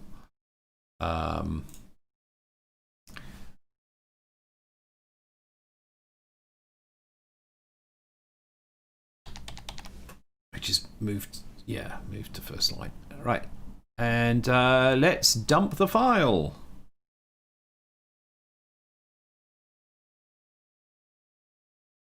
So it's printing 1 line at a time, right? Which is 1 line per frame, which is why it takes a few seconds. But by George, it fixed it. It's absolutely spot on. Hello. There.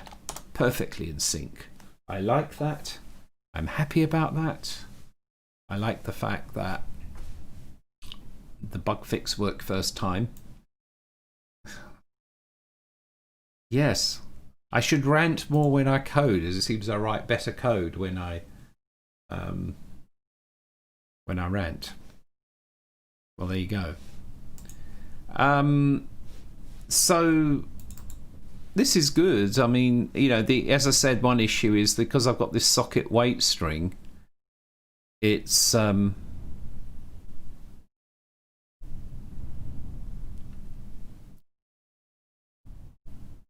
one problem with this is that it's the nature of this is that it has to wait at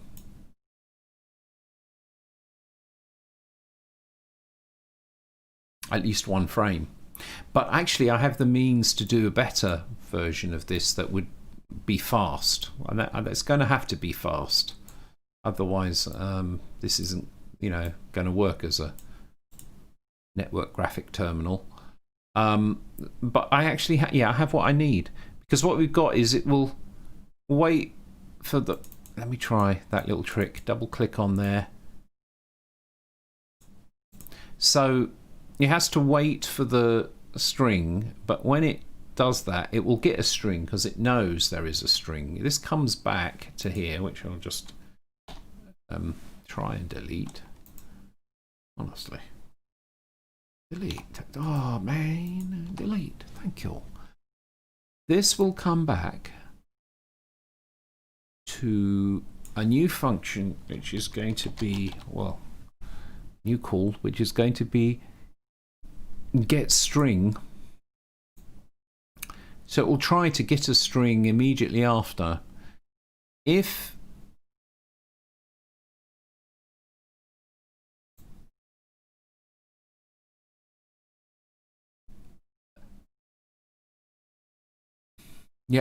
received is the condition, and then we also have the return value. So I need to branch here because I'm going to put this into a loop. We'll put a branch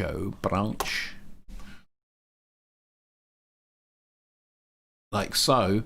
So after getting the string, it checks to see if it can get another one. If it can, it actually goes straight back to here. Spaghetti code. I just did a go to. This basically, it's like, how would you tell that it's go to as opposed to like using structured programming loop?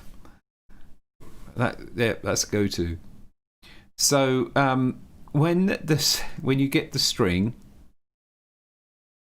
you check to see, you try to get a string, and if it did get the string, it goes to true and it prints the string. Oh, the problem is that it needs to print this return value. So actually, I can't do that. I have to actually do a separate print. Oh well, I remove my go to.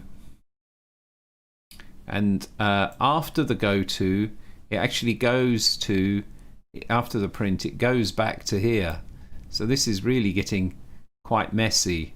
If you want a graphical representation of why go-tos are considered harmful, this would be it, I suppose.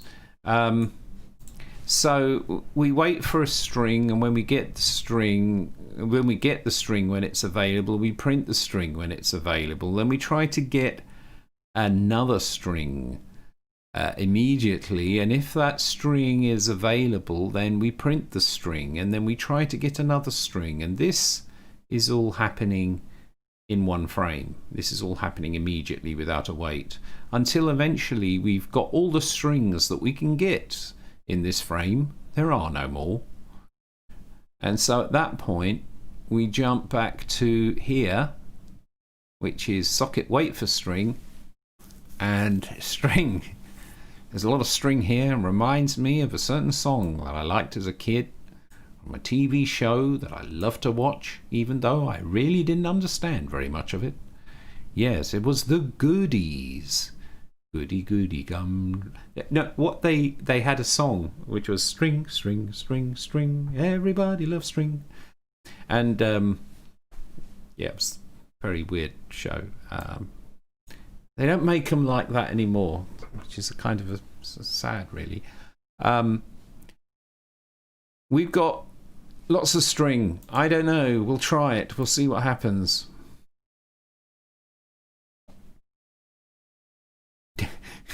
Yeah. If it helps, we just ignore this part. This is just dead code. Let's move the dead code away down here. See, we can tidy this up a little bit. The really silly thing is this is about like 5 lines of code. If that.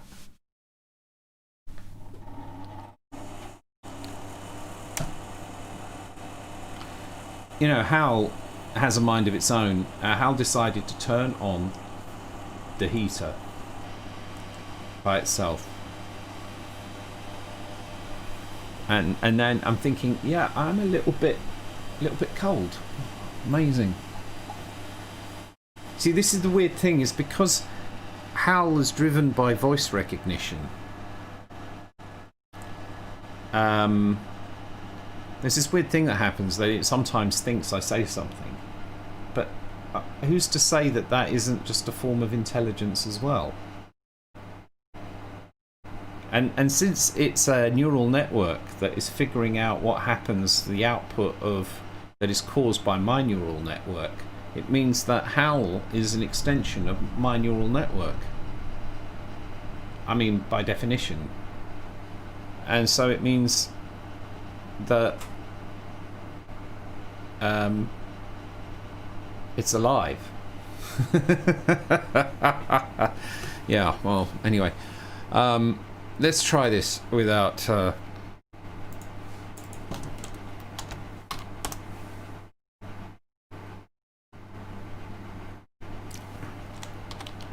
Let's just do a little check like this and make sure that, you know, things have... Okay, this seems to be working normally. Alright, so then we'll go in and copy all of this. Oh, I tried to Control A again. No, that's pointless. I think I've got a either there's a thunderstorm or it's the end of the world. One of the two things is happening outside right now. Oh, I suppose it could be a war.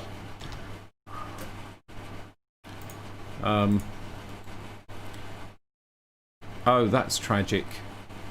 I really thought that that would work. It didn't crash. But something a bit strange happened there. I need to understand. It's like this was supposed to print really fast, and it did print really fast, but it... Oh, wait a minute. It was this. Hang on. False alarm. Print string. What? It prints hello.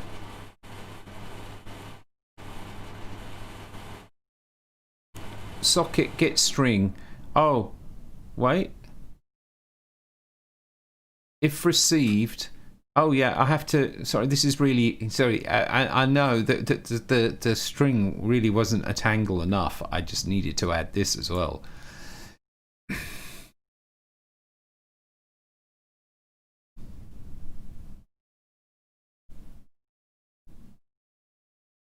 Yes, I know. You could argue because it's trying to create children who grow up with anxiety, because we all know that an anxious population. Why? I mean, I'm not a conspiracy theorist, but you know what I do is I do like to judge intent by result. It's a philosophy of mine.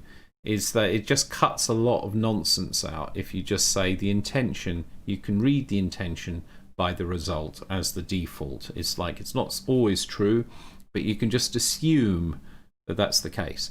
So you do have to wonder why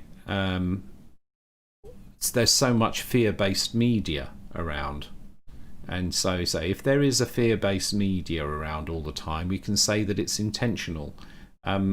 I mean, again, that's not conspiracy theory. That's basically just logic. It's like at some point we need to be accountable for the things we do, and if society decides... It's really nice though. People should try it more. You know, judge intention by the result that was achieved.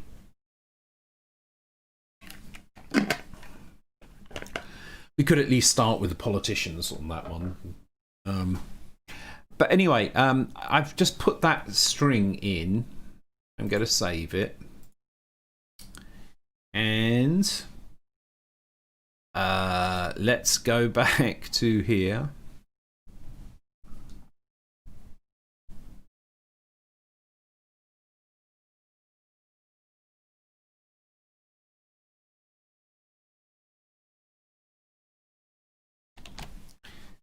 And we'll go to here. Let's see. I need to restart the connection.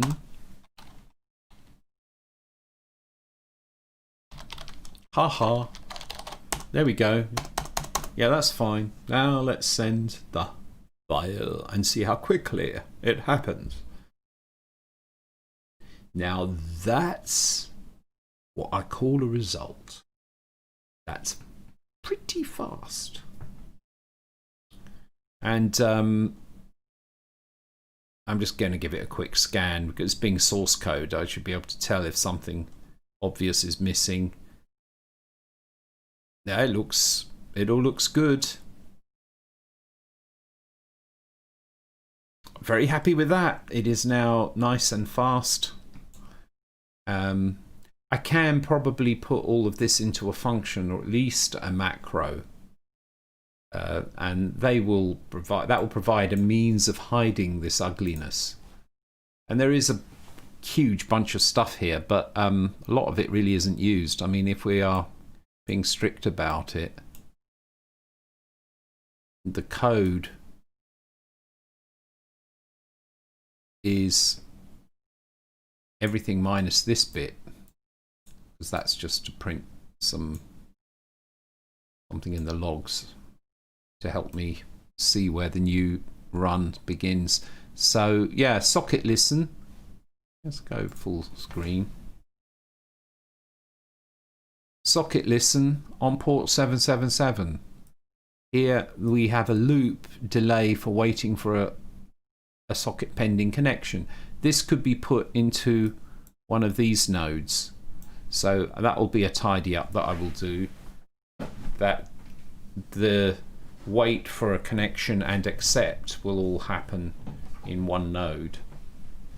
Then it prints the accepted connection. Then it needs to wait for the string. So once the connection is made, it's only executing this, which really, it looks messy, but it isn't really that complicated. It might be possible to present it a little better.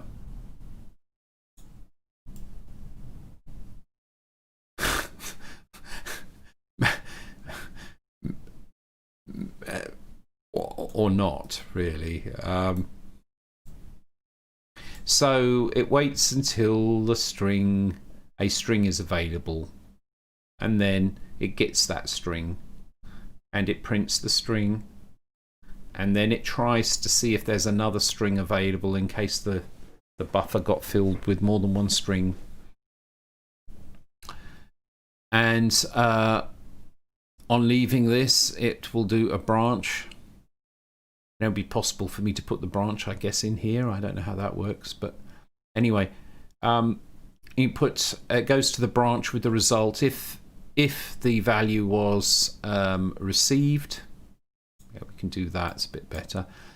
If there was a value received, it takes the true branch where the value that was received is printed. It then returns back to try to get another string, and it'll carry on in this loop until eventually there are no more to receive, where this becomes false and the branch goes back to wait for a string. This yields control to the rest of the engine, so that's why this does not lock up. So it gives the effect of an asynchronous communication. And this is really, I'm very happy with this because it's a little bit of work to get here, and obviously I'm doing it without knowledge of Unreal, but having got here, I'm now rolling because I should be able to very quickly create a usable basic graphics terminal thing. So I imagine that within a week, maybe by the weekend, maybe at the weekend, I'll be able to start working on the client side in Phi that connects to this. And then Phi will be able to do graphics. And that would be cool. So I'm going to call it a night, but that was fun. Thanks for keeping me company and, providing the inspiration for a lot of nonsense.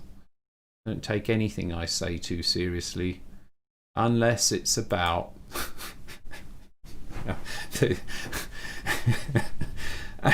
Sorry. And you know, have a good night, everybody.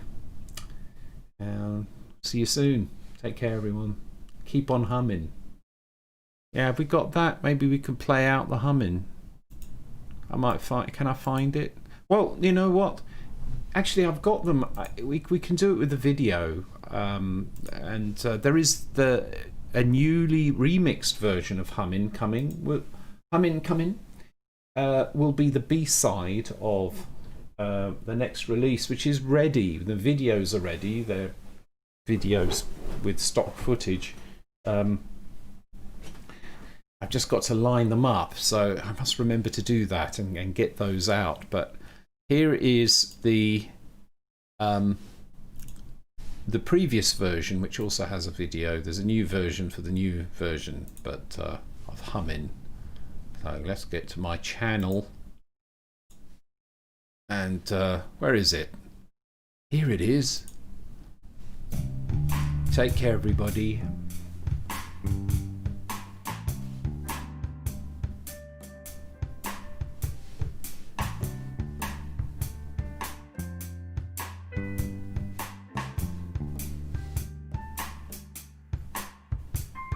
We're humming.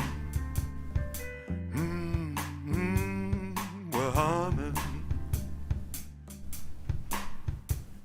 We're humming. We're humming.